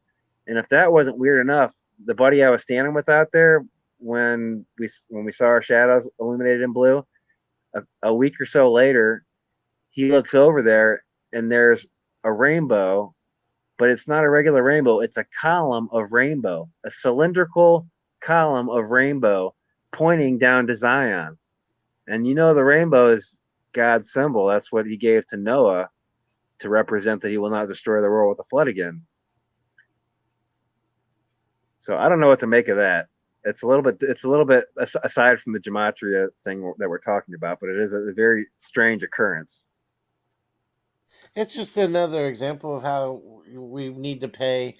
I guess the words I'm looking for is, I think we've lost with technology and everybody wrapped up in their daily rigmarole of trying to just to be a slave for the system, or however you want to put it.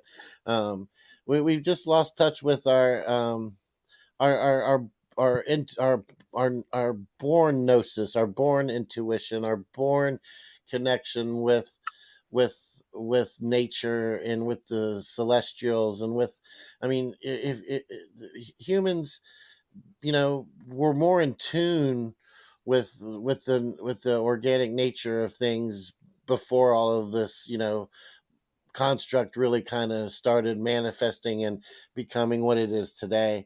And I think that's kind of the one of the many key points to take away, is that we've lost touch with paying attention and having that certain level of awareness, of being in tune with the way things really work, because we're looking at it through an allegory, so to speak. We're not really seeing we're seeing the shadows on the cave wall instead of looking outside the cave at what's really happening. We're watching the puppet show that they're presenting to us, and this is one way of seeing through the allegory and seeing what's real, and making sense of everything. And I think that and on a certain level, even if you don't want to, you do it apply it in a religious aspect, you can just apply it in a nature's aspect of things. That's kind of like the where my mind goes with it when I hear all this stuff, because I know all of these numbers occur organically in nature, and the geometry takes place in just real organic life, and we're just kind of not in tune with that organic perspective anymore, because we see everything through a digital lens. Does that make any sense? Yeah, I 100% agree with you on that. Like, and I think it really ties into a lot of what I'm saying, in that, like, essentially, what I feel like personally is that we're in the end times. I mean, that's the way it looks to me based on everything going on right now. And I think one of the things about the end times is that, evil is trying to keep us distracted, because evil wants to keep us here on this plane, and we're trying to get to the next plane. We're trying to be with God, and the best way that he can do that is to create a massive amount of deception, like unprecedented amount of deception, to where it's a very great feat for anybody to actually get beyond that amount of deception.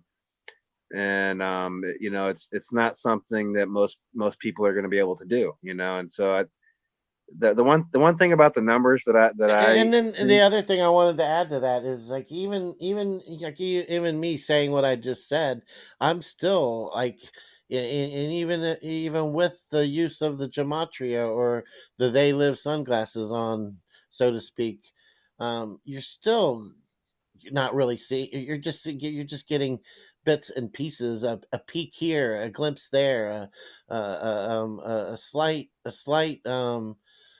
nudge in the right direction. It's still almost impossible to see through all the malarkey to get to what's the real essence of things, so to speak. But at least we're getting to see those glimpses, and we getting to see those threads of reality that exist behind the veil. Even if we don't really get to see the whole picture, sometimes we can construct a little bit of better understanding just through the little glimpses and captures that we do get. Yeah, and I think those kind of experiences are kind of cumulative over time. Like, the more things that you come to understand, the more things you realize, the truer your path becomes. And one of the first things I realized about numbers is, like, it is basically the ultimate truth. It's like the numbers cannot be altered and changed. They can't be manipulated, although the evil people use them as a form of manipulation. But it's like the ultimate truth, and that's why I think that ties back into what we were talking about earlier, with God taking the letters and combining them with the numbers and the words to create this reality. It's like that is like the basic form of truth. It's like the most raw explanation of truth there is.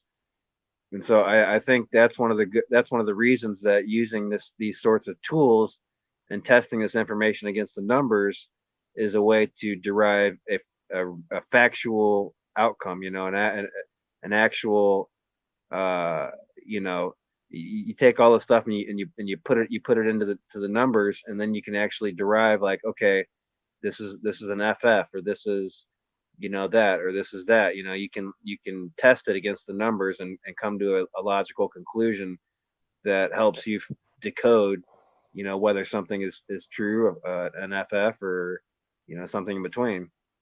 Yeah, and then I hate I put this disclaimer out there. I mean, and you still have to use discernment, and you still have to come to your own conclusion.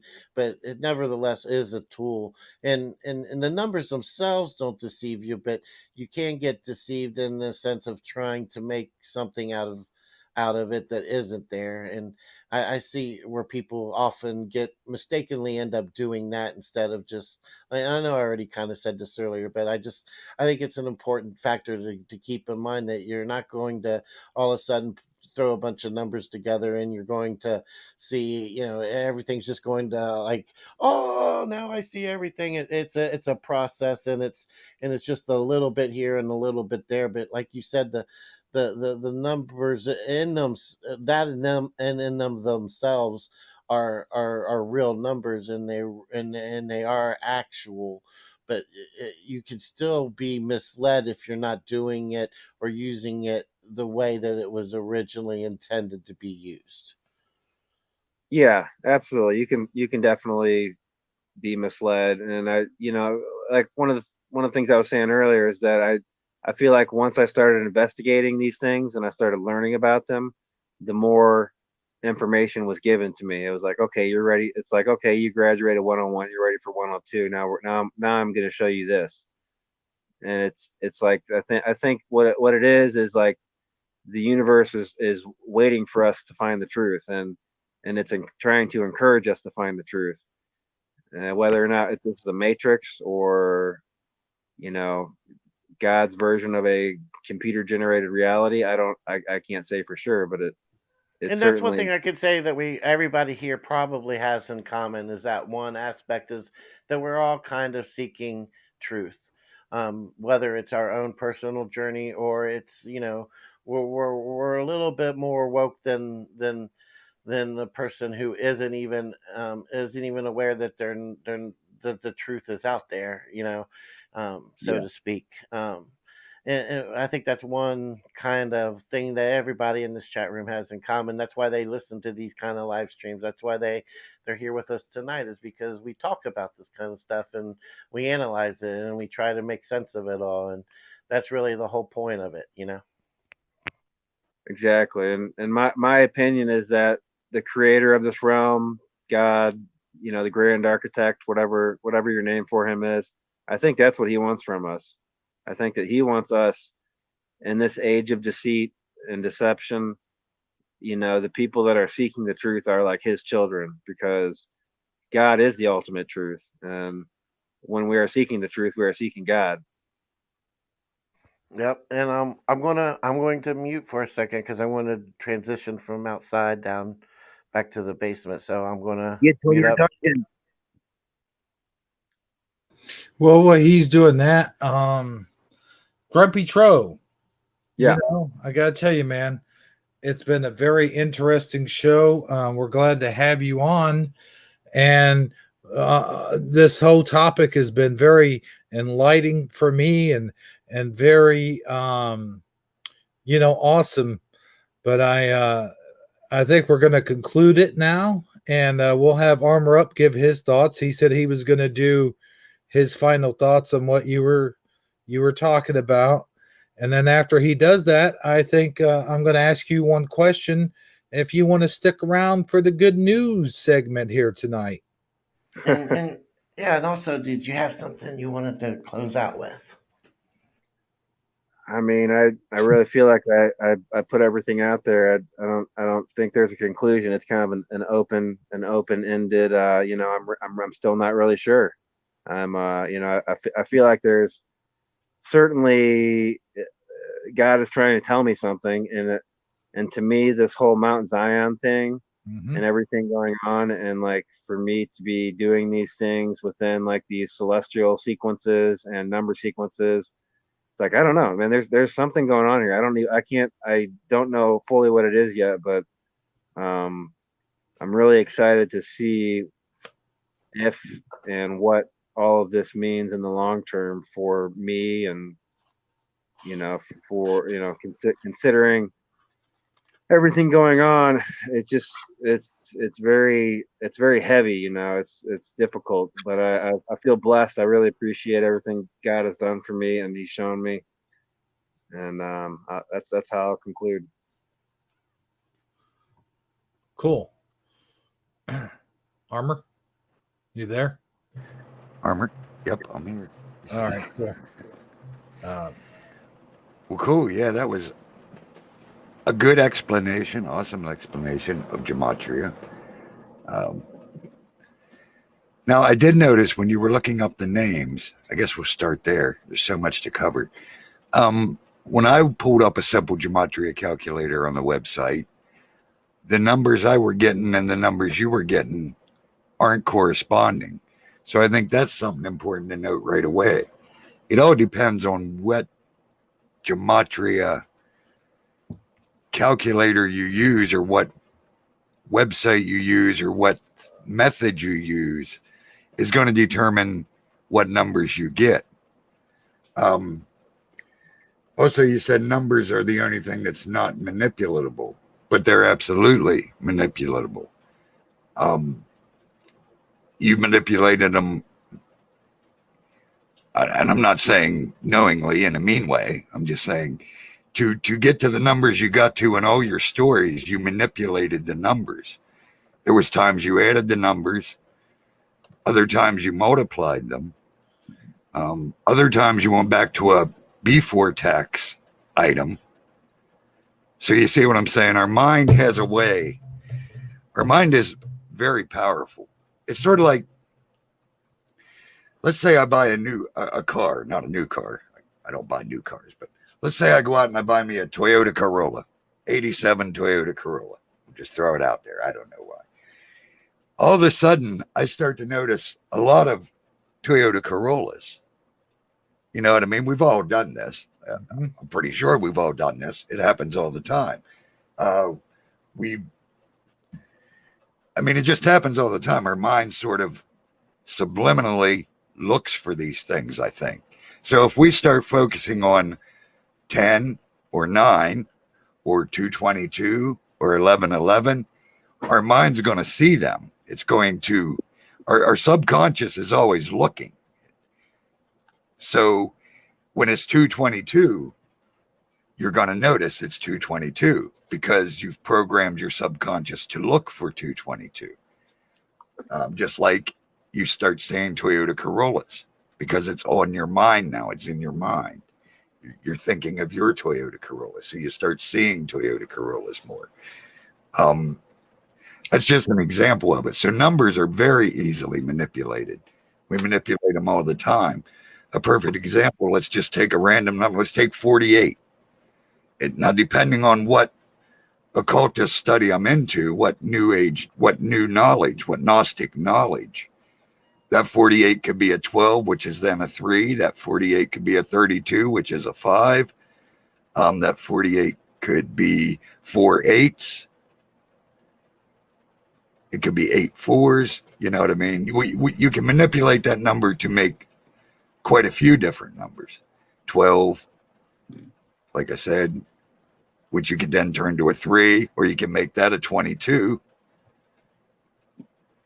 You can manipulate them so many ways. It's what you learn to do, especially in the occult circles. Numerology, that no one really knows where it comes from. I mean, if you go study the history, a lot of the numerology we use, the gematria, I should say, not the numerology. A lot of the gematria we use comes basically based on, I believe it was Plato, Greek. Although there is references to it in Egypt, Sumerian text, in ancient Egypt. So it's really hard to tell where it came from. The problem with gematria, as with anything, is, well, let me start by saying the Holy Spirit can use whatever it wants to speak to you. If you're into numbers, it can use numbers. If you're into music, it can use music. If you're into whatever. So I'm not saying The Holy Spirit never speaks to anybody with numbers. That's not at all what I'm saying. The Holy Spirit can do whatever it wants. Let's make sure we understand that. There is no blanket. But normally what I see in gematria or in numerology or these type of things is you have to be careful. Because first of all, you got to test the spirit by the Spirit to make sure it's the Holy Spirit. And when people use terms like great architect or creator of the universe and things like that, that's sort of, I mean, the Holy Spirit always speaks of Jesus Christ or the Father, period. It don't speak of the architect, the great architect. It don't speak of the creator of the universe. It don't use these type of terms, to my experience. Again, now the Holy Spirit can do whatever it wants. I'm just saying for the majority of the cases. It can also lead you down a dark path if you start thinking. It's sort of, numbers were created. Father created everything, including numbers. So if you start listening to numbers, there's a possibility you're listening to the, how can I put it? Everything that was created, Father did. But also, the enemy has crept in and twisted it all 180. And that's why you have to test the spirit by the spirits. We shouldn't be led by numbers. We're supposed to be led by the Holy Spirit. Now, again, can the Spirit use numbers? Yes. Yes. I'm not saying he can't, but I'm saying you have to be careful who's using the numbers, because the enemy, just like he was saying in his talks, has twisted those numbers. He turned them into evil meanings and evil symbols and evil numbers. So you have to make sure, again, we're not supposed to be following numbers. We're supposed to be following the Holy Spirit. We're supposed to be following the Father's will, not the numbers' will. It's a slippery slope. You just got to be careful. That's all I'm saying. Perfect example, myself, back when I was into the bad stuff. And I've never talked about this before, but I think this is what got me into the bad stuff, because of the mindset it gave me at an early age. I was born on June the 9th, 63. That's 699. Or if we look at it occultically, I can make that 666. Nines are inverted sixes. As above, so below. Again, you can do all kinds of things with the numbers. But at that time, my mindset was that 666. That's not good. I was born at 6:06 a.m. I weighed 6 pounds, 6 ounces. My name, I've been adopted. So my name has changed. But my original name on my original birth certificate, each letter of each name, my middle, first, and last name, has 6 letters, 6 letters, and 6 letters. After my name change and adoption, the 3 names on my new birth certificate has 6 letters, 6 letters, and 6 letters. So I'm clearly a mark of the beast. You see what I'm saying? If I let these numbers dictate my way of thinking. And back at that time, that was my way of thinking. So I wholeheartedly followed my numbers, which was the dark side, 666. I was happy to follow 666. It was my destiny. It's my numbers. Do you see what I'm saying? We have to be very careful with gematria and with numbers, because they can lead you down a very, very dark path. And anything that's distracting you, if we put more effort into gematria than we do our relationship with the Father, Son, and Spirit, then the enemy's won. If we put more energy into Mandela effects than following the Father, Son, and Spirit, then the enemy's won. If we put more energy into flat earth than we do the Father, Son, and Spirit, then the enemy's won. This is how tricky the enemy is. So if all your focus is making sure you're doing what a number tells you to do, then in my opinion, from what I've seen in the majority of cases, again, not that the Holy Spirit won't speak to you with numbers, is that you're following the wrong spirit. And it's going to lead you, it'll lead you to good stuff. The enemy does not have a problem pretending he's good. We need to get that in our head. He loves pretending he's the Father. That's what made him fall. He'll be happy to bless you with worldly stuff. The enemy is so good at pretending to be good, but he's the father of all lies. And as long as he's leading you away from the Father with things like, well, you can just call him the Grand Architect. Well, that's Freemasonry. They're the ones that use that term. Or you could call him the creator of the universe. Well, that's more a New Age. That's sort of what the New Age type of Gnostic thinking is. You know, the creator, the one, the all, the... Also, something sad you said earlier I wanted to address is about how we've lost our connection that we had. That's sort of true, but sort of misleading. We never had it since we've been born. We lost the connection to the Father long, long ago in a garden. We never had it. That's a very and I know, Sad, you didn't mean to mislead. I'm not saying that. But that is a very misleading thing that Gnostic teachings do. The inner God, that inner spark, that inner you that you were born with, that inner spirit. No, that is not at all what Jesus teaches. Jesus said, if you believe in me, repent, born again. I mean, we ain't going to go into all that. We know what that means, hopefully. If not, check out my channel. If we are a born again son or daughter of the living God, then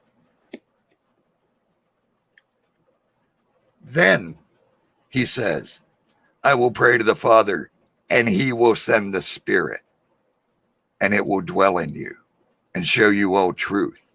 We aren't born with the Spirit like the Gnostics want you to think, that we're all good and we just got to refire that inner goodness. No, we were separated from the Father.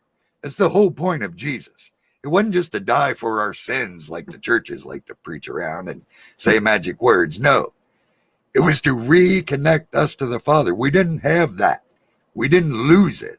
We never had it in our lifetime. It was lost for us long ago. We didn't lose it, but we can have it. Jesus came to give it back. And the only way to get it back is Jesus Christ. Numbers can't lead you there. Not that the Spirit can't speak in numbers, but they'll lead you to Jesus Christ, or they'll lead you to the Father. They're going to lead you to all truth, and all truth is Jesus Christ. It's that simple. If they lead you anywhere else, they're from the enemy. I don't care how good a place they lead you to, because that's his greatest trick, to lead you to your paradise, in your mind, to what makes you happy. See, following the will of numbers is not following the will of the Father. And that's the slippery slope that we can be led down. Now, again, I've studied gematria. I look at gematria. I pay attention to the numbers. I understand that there's symbology. I know they use them to speak to each other. All very true. But I don't let the numbers dictate my life. The Spirit dictates my life. Might it use a number to do so once in a while? Absolutely. Might use a song. It might use a horse. It might use a tree. I've seen it use all kinds of things. But all I'm saying is, don't get caught up on following numbers. Get caught up on following Jesus Christ. That's the only truth in this world. Numbers alone won't lead you there. Knowledge alone won't lead you there. You can quote every scripture in that Bible by heart, and you ain't going nowhere. The only thing that leads you to truth and a reconnection with the Father is Jesus Christ. Anything else is a very poor, well, I shouldn't say very poor because he's very good. It's a very, very close imitation. That's about all I got to say about the gematria stuff.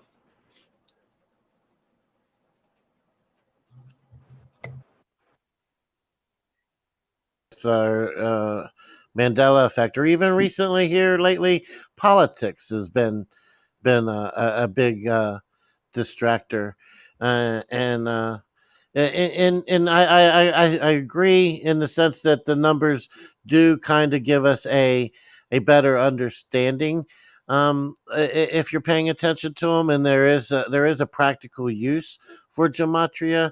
But bottom line, like you said, Armor, if you're following the numbers, you're still not following the right path. But that doesn't mean to say they have no value, or there's no that you can't draw any significance from paying attention to them. And like in like the other point made is the grand architect and the creator. Yeah, we got to be careful using those terms. And you know, it's one of those things where again, you gotta do the research on your own. You still gotta apply discernment, and you still have to be careful not to be misled or put too much, too much into any one specific thing. It's kind of like I guess if you're trying to I'm trying to make an analogy. It's just another tool you can put on your belt, for trying to make sense of it all. But at the end of the day, if it's not leading you to Jesus Christ, you're being led in the wrong direction. Very well said, Armor. Yeah, and absolutely. Like I said in the beginning or in the middle there, Father will definitely use numbers. He spoke to me in numbers before, but it it isn't something I looked for until he showed me. That's sort of a difference, I guess. But yeah, Father can speak in numbers. Numbers aren't evil, but they've been turned to evil. Father uses numbers. There's lots of number stuff in the Bible, threes and sevens, tens, 12s. They have significant meanings in the Bible, I think on purpose from the Father. But again, don't let the numbers rule your life. That's all it comes down to, just like anything else. Oh, Don't yeah. let anything rule your life other than the Father. It's that simple. I was getting ready to say that, Armor. I was getting ready to say anything you do, anything like movies, television, video games, all that stuff, and just like Sadji said, politics and blah, blah, blah, all that stuff can be useful in one way or another, but too much of it is definitely not good. And it's all distractions. You got to keep that in mind also. Is like, if But you you know want, what, though, I am glad, Grumpy Troll. I assume you're still here. oh, yeah. Yeah, I'm I'm here. so glad you came on. We really do. We really do value the information you brought us, and we were glad. I mean, it's something now we all know a little bit more about and have a better understanding of. And did you have anything else you wanted to add to everything that was just said? Yeah, Well, I'll let me. just make a comment on Armor Up's conclusion. when I was reciting the numbers off the gematria calculators, it doesn't matter what calculator you use; it'll all be the same. But the numbers that I was talking about were the reducing those numbers down to their basic 1 through 9 numbers. So that's where that came from. Anyway. Well, yeah, I realize that, but they still didn't work with the gematria calculator I was looking at. That's what I'm saying. Which one were you using? I just typed in, looked for it. Let me see. I'm at gematrix.org. Okay, I'll take a look at that and try some comparisons. But beyond that, I want to your whole 666 thing. you realize that we are carbon-based life forms, and carbon has 6 atoms, 6 electrons, and 6 neutrons. Right, but I'm just saying, I was just illustrating how a weak mind can be easily influenced to seeing that as evil and then turning your life to evil for decades. I know, Yeah, I did. I can see that. But I'm not 100% convinced that 666 is 100% evil, because 6 plus 6 plus 6 is 18. 18 equals 9. It's the cycle. 666 is the last triangular number that can be calculated. It's the last number that makes a two-dimensional shape. There's a lot of things about 666 that are not bad, and like you were Right. saying, I think that Absolutely. obviously numbers are being turned against us for nefarious reasons. And back to what you were saying about Jesus and everything is, I take this information and I compare it against the Bible. There are so many numbers riddles in the Bible, it's ridiculous. There's so, like, even if you just do things like look up how many times a certain word was mentioned in the Bible, and it will bring you back to these whole number sequences. The Bible was constructed around numbers, just like the world was, just like God spoke the world into existence. The Bible was constructed based on the same sort of, ideas. And when I say things like the grand architect, all I'm saying is I'm saying, for anybody listening who doesn't believe in God or Jesus, these are all synonymous terms, and maybe you don't think of them that way, but I consider Jesus and God the grand architect. I know it's a Freemason term and so on and so forth, but I consider Jesus and God, the Trinity, the three, that's it. That's all there is. And I kind they of go by names. I kind of see where you're coming from with that, because God is the creator of heaven and earth. So in a way, he is the grand architect, but in the same way, the grand architect, that's a term used, like you said, for Freemasonry and all that stuff. So I do see where armor's coming from as well. But and I have used those terms before. I haven't not used those terms. I've used those quite often. In fact, I still do. I've never really considered what Armor had just said about why we shouldn't use those terms. So yeah, I do agree with you on a certain level.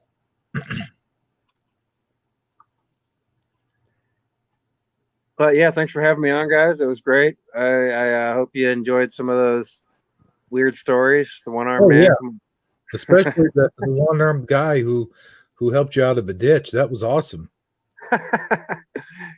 Very strange indeed. Very strange times. Yeah, definitely. And I just want to let you know, Grumpy True, I'm not saying you are being led astray. I'm not saying that at all. I'm just saying, for everyone out there and you, we're told to test the spirits by the Spirit. So just make sure it is the Father talking to you. And anyone else that starts looking at numerology and stuff is basically Yeah. all I'm saying.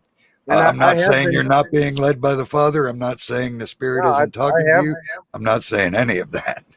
I have been deceived. The thing that brought to mind what you were talking about was there was one time that I did DMT, and I met an entity called himself the Creator, and he showed me that he's the one that infuses technology into society, ultimately to bring about its destruction and start it over again. And I'm like, that doesn't sound like God. That doesn't sound like the Creator. That sounds like That's the Creator they worship. Order out of chaos. oh, Kali, Shiva, yeah. many names, many names for that Creator. So I certainly know that there is deception, and like you said, the, the it Lucifer has been around for as long as God, and his level of deception is so great, that it, like you said, it imitates God so closely that it's almost it's very difficult to discern between the two sometimes. It's impossible without the Holy Spirit, I would be so bold to say, to discern between the two. And And Lucifer isn't quite, he hasn't been around as long as God, because God's eternal. Or everything else was created, and they're everlasting, but they're not eternal. There's a difference between eternal and everlasting. But I know what you mean. He's been around a long time. I was getting ready to say, didn't God create Lucifer? Well, yeah, he created everything. Yeah, so I mean, he of course was there before Lucifer. They weren't there at the same time.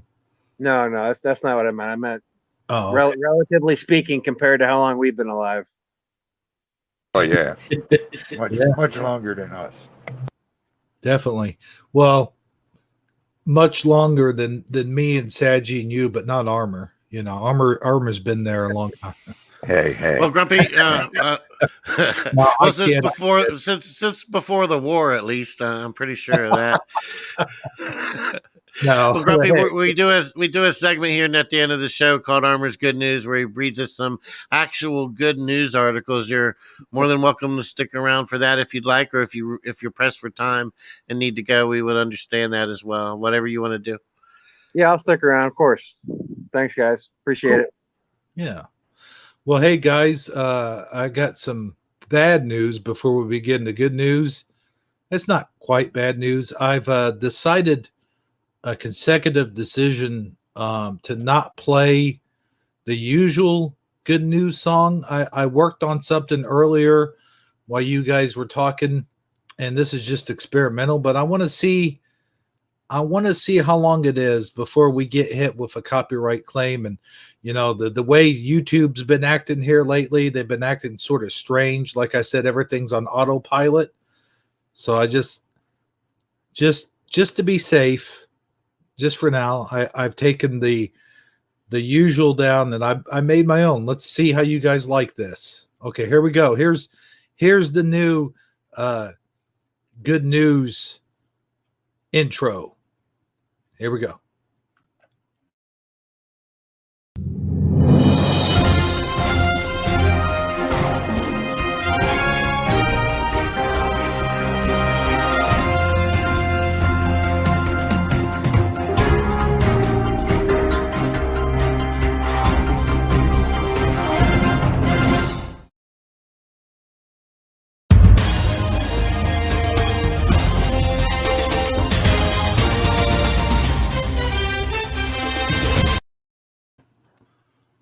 I know it doesn't have the same impact, but there you go. All right. I like the little smiley thingy. Hey, Scary Performance in the house. What a wrench. What's happening? Well, I'll be damned.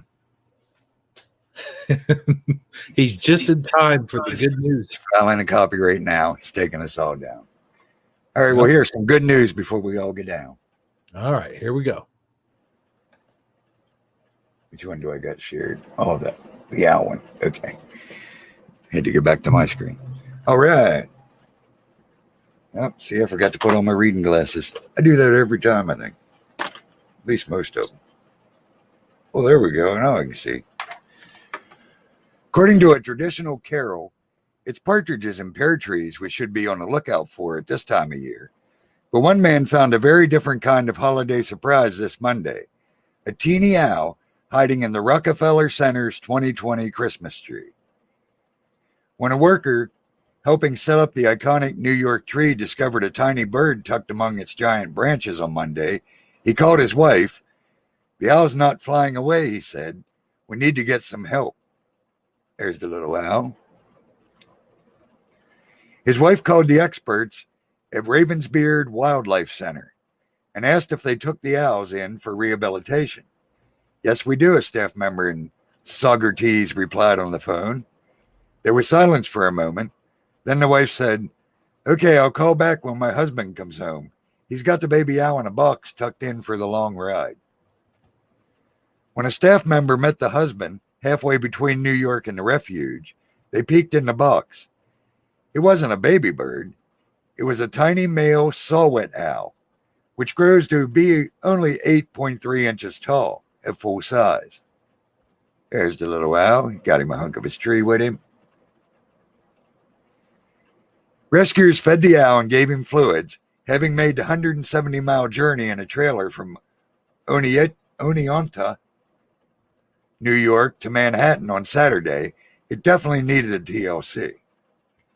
Ravensbeard Wildlife Center director Ellen Kalish said the owl was seen by a vet on Wednesday and given x-rays, and has since been declared fit and healthy. It's just a story out of a movie, says Kalish, who is now caring for the bird. There he is in his little towel. Owl in a towel. Owl in the towel. Over the past few days, the little bird has had a buffet of all-you-can-eat mice, she said.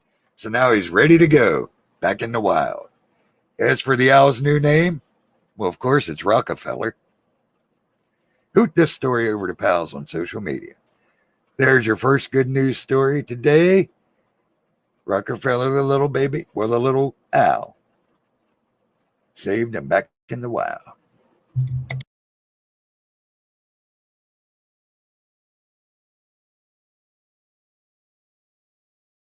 Well, doesn't seem like anybody gives a hoot.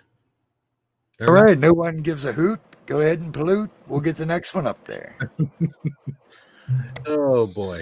Do you guys remember the little calculator back in the day that, or it was like a, it looked like an owl, and it would do, like, you could put, I forget exactly what you used it for, but it was like I don't know.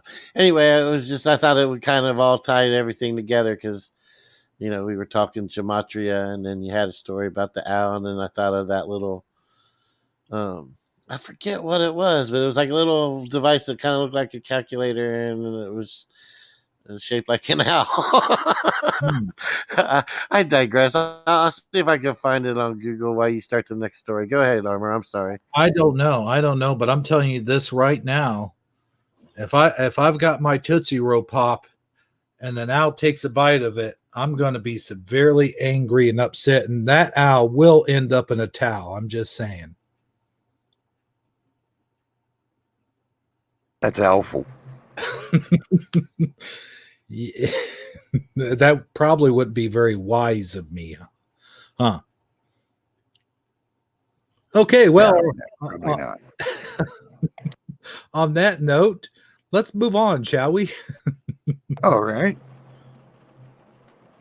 Next news story. Okay, real quick before you start, Armor. It was called The Little Professor. Oh, yeah. See, I knew what you was talking about, but I couldn't remember either. It was like a children's learning thing. Yeah. All right. Go ahead. I'm sorry. Yeah. Yeah, I could think of it, but I couldn't think of the name either. Yep. Okay, clocking in at 16 hours, 46 minutes, 9 seconds. Just 14 minutes shy of the 17-hour cutoff time. Triathlete Chris Nickick didn't finish with the fastest time when he recently completed his first Ironman race, but he did set a new world record.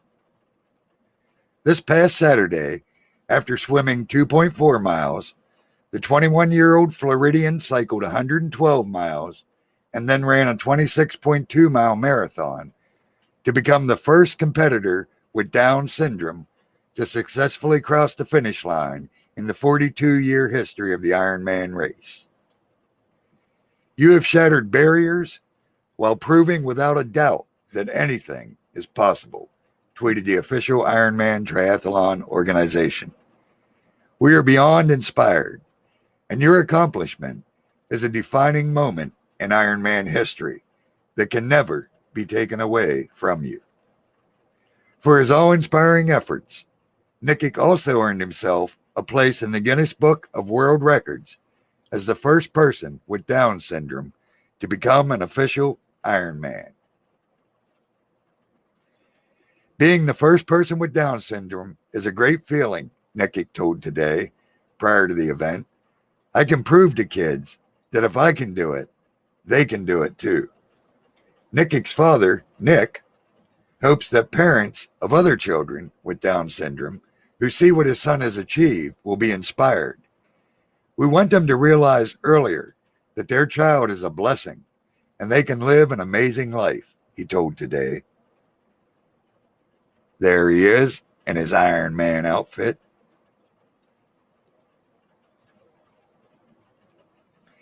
As important as taking on the physical and mental challenges of an Ironman were to Nikic, he had other compelling reasons for entering the competition. He might not have been carrying a banner, but the message he took across the finish line with him was clear.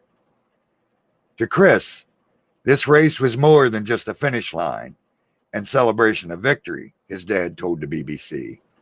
Ironman has served as his platform to become one step closer to his goal of living a life of inclusion, normalcy, and leadership. It's about being an example to other kids and families that face similar barriers, proving no dream or goal is too high. If Chris can do an Ironman, he can do anything. Nikic trained between 4 to 6 hours a day to prepare for the grueling event, and that training paid off. Even after suffering a fall from his bike during the second leg of the race, he called on his inner reserve of strength to get back up, keep going, and get the job done. Goal set and achieved, Nikic posted to the delight of social media posse, including 33,000 new Instagram followers. Time to set a new and bigger goal for 2021. One of Nikic's biggest fans, all-time tennis great Billie Jean King, tweeted the perfect response. No limits, no boundaries. Keep dreaming big and going for it, Chris. With hopes of competing in the 2022 Special Olympics scheduled on his home turf in Orlando, it looks as if Chris Nikic has plenty of big dreams yet to come true. As for that medal he won for completing one of the world's most grueling triathlons, he gifted it to his loving mom. Shout out to Chris. You go, boy. That one was near and dear to my heart, as most of you know. Awesome, dude. Awesome. It's encouraging. That makes you, it's a sort of news story that just makes you here I am feeling sorry for myself because I haven't lifted weights in 3 days or 4 days, whatever. By golly, that's nothing compared to what this dude did. So that's an amazing. What do I want to say here, Saj? I'm at loss for words. Come on, man, help a brother out. Oh, you were saying dum dum dum dum dum no no no no no no no no no no something like that. Well, you're no help. Yeah.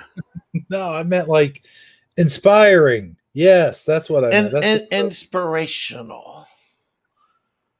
This is a very inspirational story indeed. Yes. All right, we got one last news story for our Good News This Week segment. It's a little bit longer one and has a video at the end. Oh, cool. Does this have dogs in it? It's got a dog. And Grumpy, feel free to chime in here anytime if you have something. Yes, please do. Feel free. Oh, I was just commenting. Wow, that story had a 33 in it. You saw that, right? Oh, yeah, it jumped out right away. 33,000. They got to put it in everything.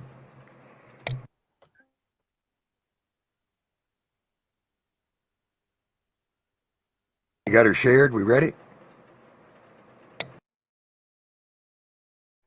Yeah, you're good, Armor. All right, thank you very much. This 4-year-old German Shepherd loves nothing more than to play family games with her owners to pass time during lockdown. From Jenga to tic-tac-toe, the toy dog uses her teeth to gently pick up the pieces to play just about any classic family game. The toy dog, I don't know what that means, but that's what it says. Anya never fails to amaze us, says Lori Knoble, who uses treats to allow the dog to choose which square she wants in tic-tac-toe. The 55-year-old business owner and her husband, John Knoble, got Anya from a local breeder when she was 12 weeks old. From the beginning, Anya was incredibly helpful and smart, said Lori. She would help remove clothes from the dryer, bring us the TV remote, and everything. One day during quarantine in early April, the Cleveland, Ohio couple was looking for a way to keep themselves entertained. So they set up the Jenga game in its tower of wooden blocks. There she was, ready to play along. Without any training, she seemed to just figure out what to do. She saw me playing, went to grab a block, and managed to keep the tower upright, also casually. They made a video showing Anya grabbing a loose block and pulling it out gently with her teeth, then placing it on the coffee table and waiting for her opponent to go. It was the first of many games they introduced to the clever dog, and a video showing the vast variety of moves Anya makes is downright hilarious. She's truly been a blessing to us, and we aspire to share her lighthearted, amazing, silly antics with the world in hopes of spreading love and joy. So here we go. We'll watch the video. And remember, don't copyright us. That would be a horrible thing to do because we're just sharing good news. So fair use.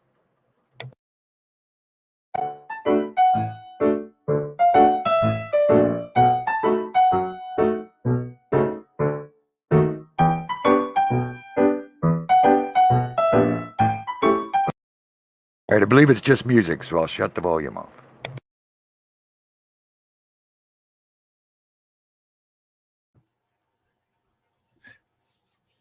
Yeah, look at him moving those pieces around, man. He's doing better than what I would do. Yeah, watch this. This is cool. Tic-tac-toe.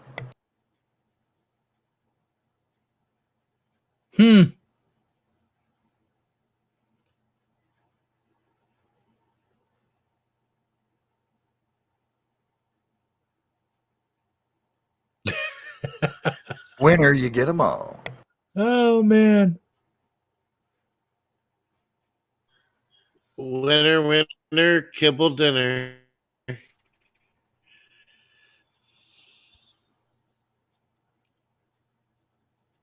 Be kind of cool if they played Hungry, Hungry Hippos with kibbles.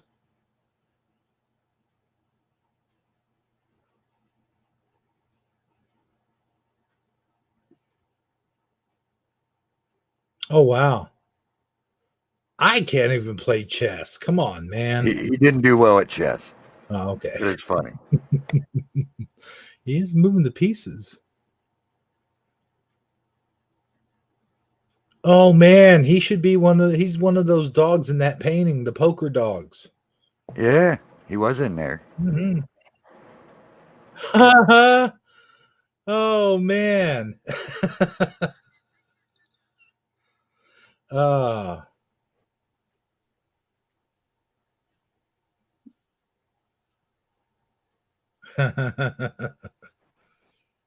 That's great. That's great, man.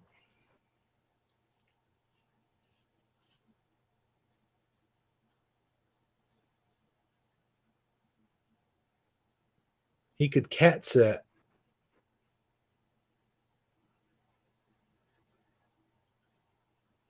Definitely one smart dog. Yep. Oh, listen to the Lotar 900. He's only smart because he's German. I see that. Yeah. Oh man. Can I hire him the cat set? Oh, I don't have a cat.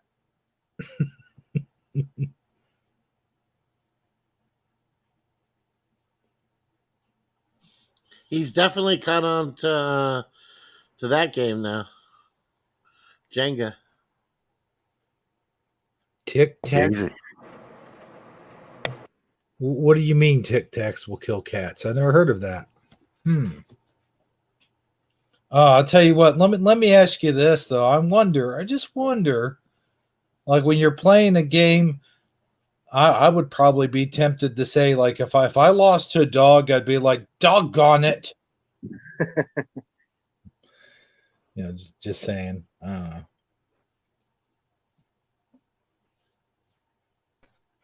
It'd be rough, huh? Rough.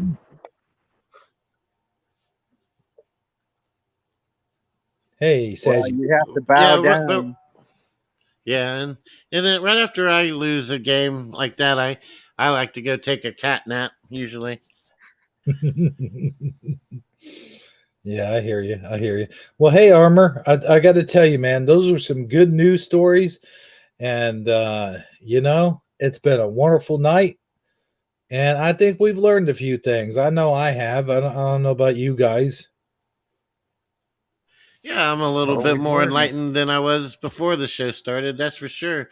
I definitely want to send out a special appreciation for our guest, Grumpy Troll. Thanks for coming in and sharing that information with us. I think that everybody here now has at least a slightly better understanding of what gematria is and how it can be used um, with discernment to try to make sense of this crazy world we live in.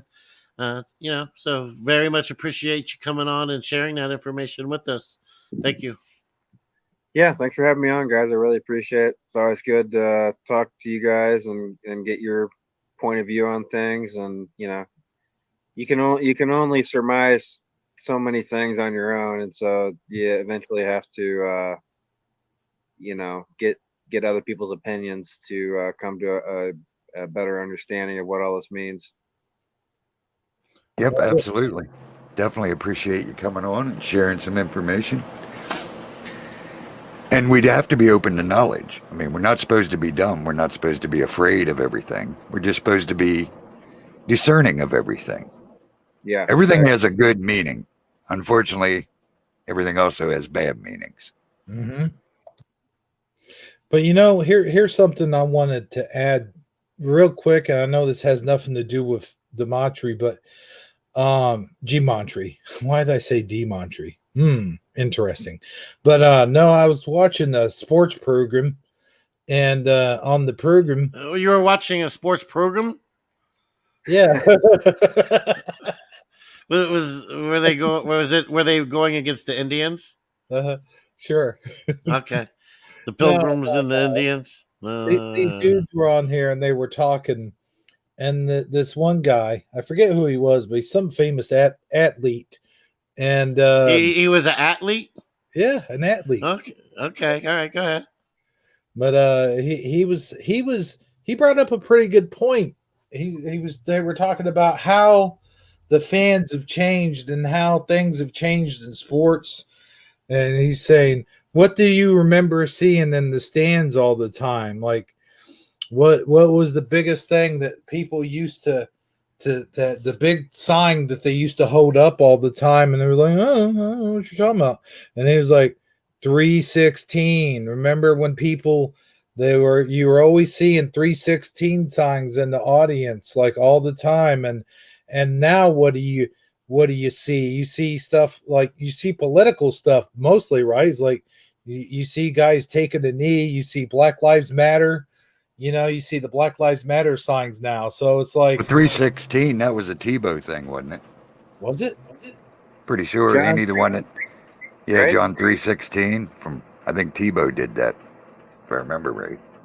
Well, I understand that, and Stone Cold did it too, but I mean, it's also a religious thing, and that's what the athlete was trying to conveyed was like they took religion out of sports. Like you would always see a guy like kneeling in the corner and praying or something like that. And I don't think ball teams do that anymore either. They cut out the praying, but I think that's the point he was trying to make is like they take they're taking religion out of everything. They're taking religious aspects out of everything. And I'm not saying the sports was highly religious except for when they were like praying for a win or whatever. But it is kind of when you look back on things, not just in sports, but in our general society as a whole, you see a whole lot less praying and a whole lot more just BS.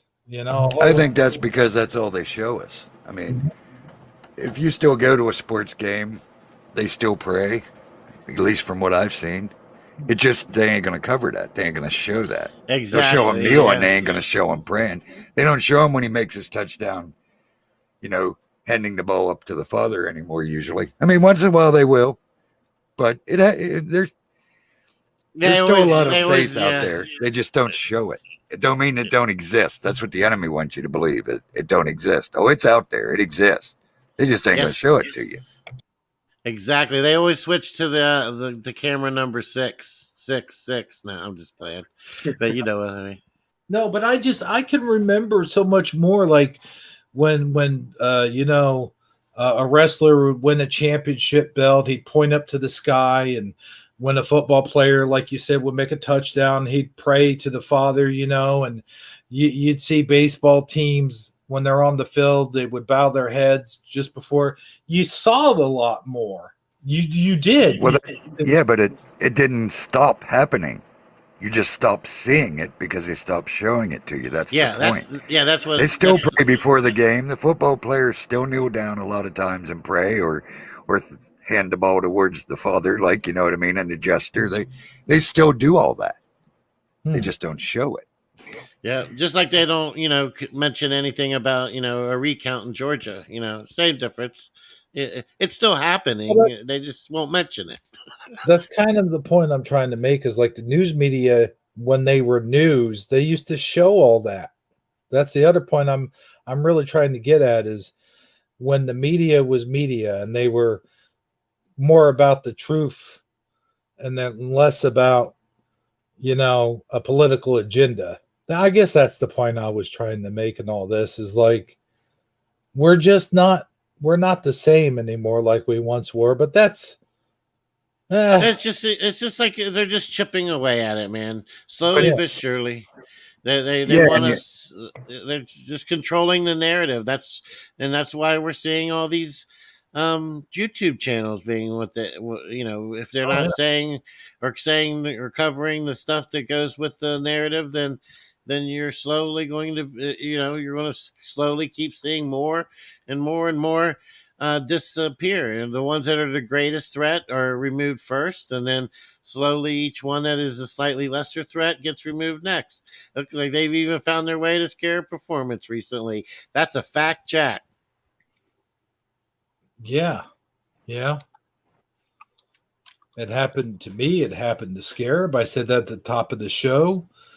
Um, you got these so-called fact checkers who are obviously hired by Google and they're hired by Facebook. They're hired by Twitter. They're all well, if they're people at all, they're probably just all bots. These so-called supposed fact checkers. They just go, okay, yeah, no, that's not a fact. No, that's not a fact. Blah blah blah. So it's all craziness. It is. It really is all craziness now. But with that being said, I'm done with my little miniature rant. Um I guess with I saw Scarab said what? Yeah, I watched your "That's a Fact, Jack" video earlier, and I have to concur. You had some really great examples of residue there. I don't know if you guys have watched it yet, but I in have the movie, watched it. Mm-hmm. Stripes, Bill Murray and now says that's the fact, Jack. But the guys behind him that have been repeating everything he said verbatim say that's a fact, Jack. So what? Man, I yeah, I love that know. movie. There's no way. That's Yeah. definitely. Yeah, that's Yeah, crazy. It was always, that's a fact, Jack. yeah. That's another thing is his Freaky Friday that got taken down. Um, it that a caller, I forget who the caller was, but he called in and he mentioned that Scarab actually did a video a while back, like a long time ago, of "That's a Fact, Jack." I would like to see. I would like to scroll through all of his older videos. It would probably take a while, but I would love to see where see if I could find it in there. And if I do, this is probably going to be a project that's going to take me a while. But I'm going to look through all of his Freaky Fridays and speakeasies and all that stuff, and I'm going to see if he actually did mention "That's a Fact, Jack," and I will I will bring it up and I will show it to him, and we'll see what happens when it happens, if it happens. I don't know. He says it's not up there Well, anymore. yeah. Well, you might want to start with Mandela Mondays. Just saying. No, because I think it might have been a call in. Yeah, that's true. Yeah, if they were gonna, because someone probably called and brought it up maybe once before, but Scarab has no recollection of such thing. So the guy could have just been confusing it with something else. But yeah, you're gonna take the time and effort to scroll through all of that hours worth of Freak Easy and. Freak Easy, Well, Speakeasy, and Freaky yeah, Friday. Then more power to you, my friend. yeah, I'm gonna do that. I'm gonna work on that. That'll be the most research I've ever done in my whole life. It should take you 1 minute. You should be able to do it in just 1 minute. 1 minute, just 1 minute. Yeah. Just give him a minute. He'll research it. But 1 minute. yeah, Armor, go back and check out his latest video. You can hear clearly Bill Murray going, "That's the fact, Jack," and then you hear the crowd behind them, the recruits or whatever. And then they still say, "That's a fact, Jack." You know. Grumpy, are you familiar with the movie Stripes, Bill Murray? Do you have any recollection one way or the other? No, I'm sorry, I'm not. I'm not much of a movie buff. Understood. Well, if you were back in the day, you could have not only watched the movie Stripes, but you could have watched a really nice kung flu flick right afterwards. Just saying. All right, go ahead. Bro, let's close this show out. Well, Let's put a bow on it just and one call it a second. night. Just 1 second. Oh Hold yeah, on. yeah, yeah, yeah, yeah, yeah, yeah, yeah. 1 second. Well, 1 minute, just 1 minute. Okay, good. I gotta say, something weird's been going on here lately. I've been coming across a bunch of Bill Murray movies. The other day it was Meatballs, and then of course you talked about Stripes, and of course, I'm a huge Ghostbuster fan and all this. But it just, I don't know. You, It just, the other thing I wanted to mention was I decided on my own after I watched Scarab's video to try to look up the movie transcript, because a lot of times these movies they post the transcript online, and it's usually a PDF file or something like that. But the the link for the transcript to the movie Stripes is broken. It says the file is no longer available, and I thought that was even more interesting because, since it's now it's been Mandela affected, I can't even look up the original transcript to the movie. I thought that was a real head scratcher as well. well, speaking of head scratchers, Armor, do you want to do one final shout out, and then we'll do our final thoughts? I guess I could do that. We got Go Kart Bob in the house. Scare performance with a wrench. Grumpy Troll, of course, in the house and still with us live on the show. Let me screw up. Tobin Schwing. Lota 900 with a wrench. We got Michael Fontaine.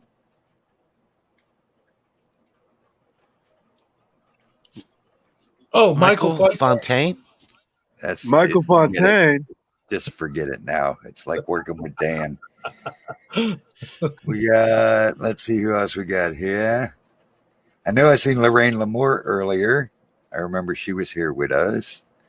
Scrolling.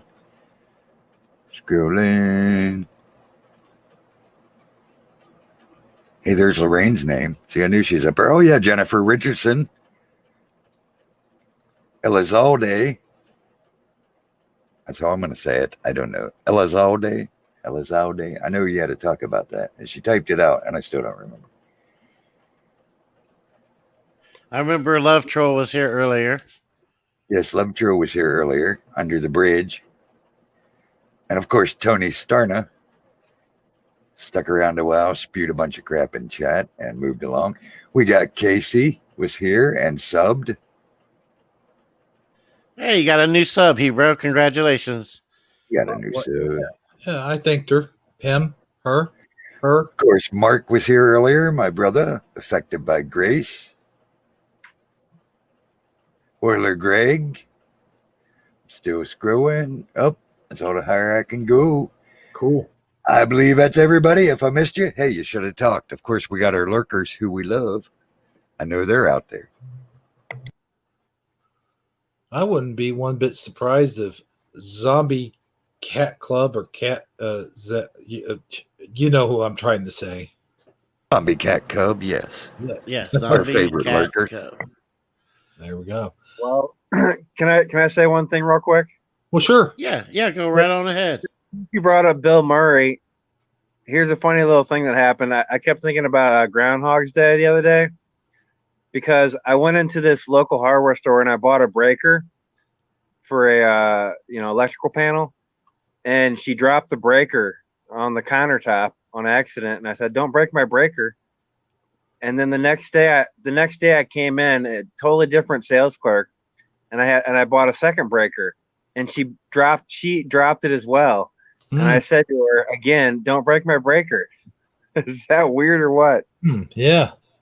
Hmm. You had Yeah. yourself a little Groundhog's Day moment, didn't you? Exactly. I just want to share that. It was pretty weird. So anyway, that's all I had to say. I think that would make for a cool T-shirt too. By the way, don't break my breaker. Yeah.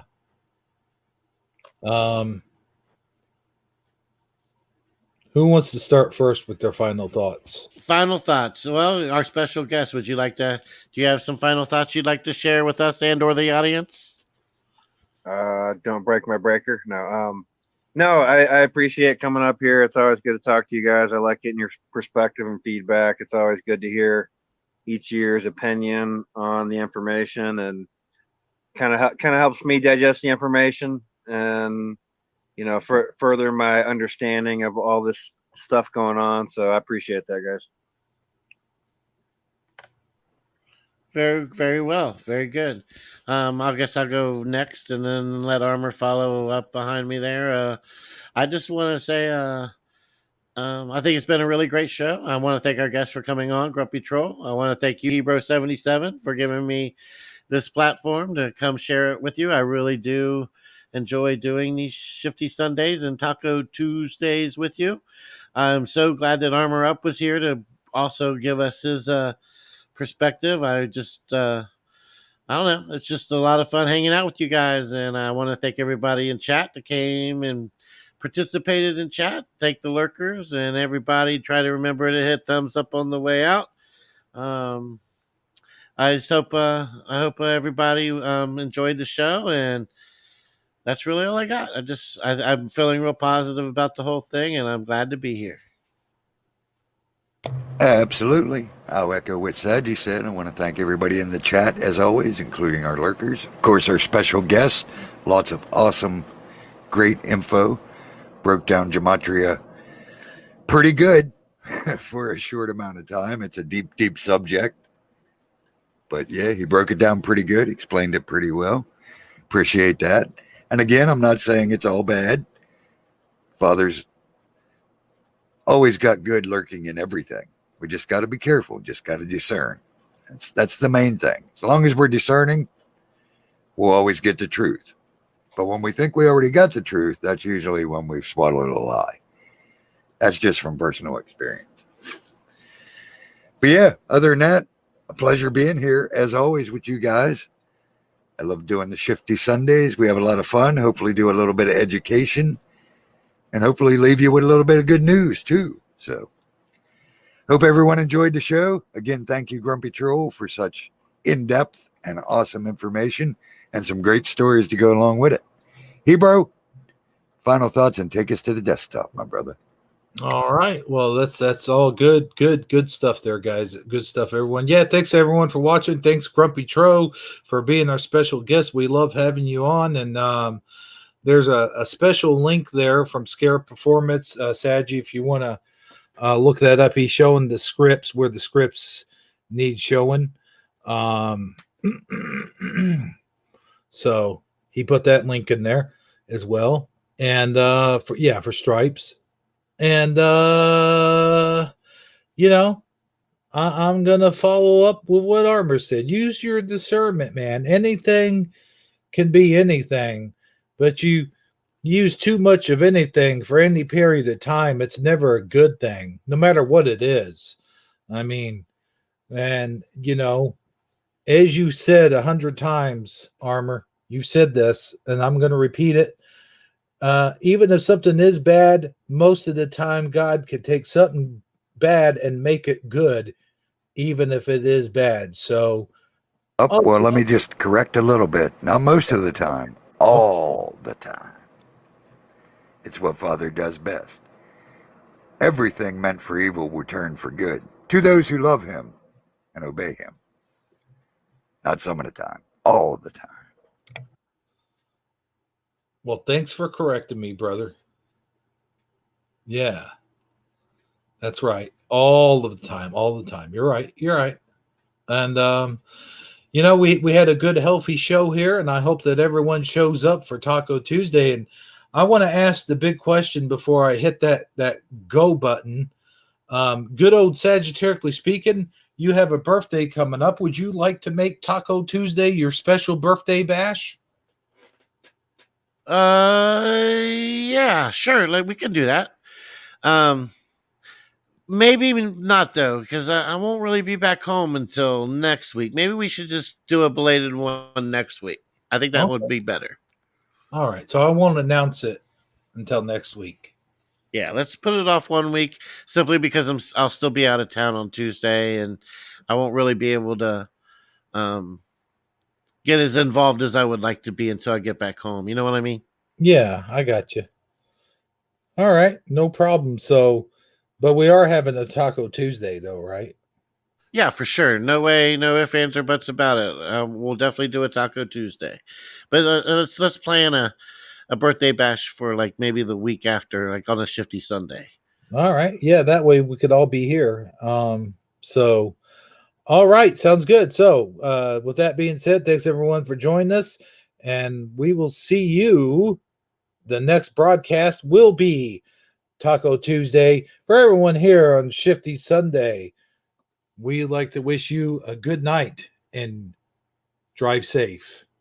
Thanks, everybody. Take care, guys.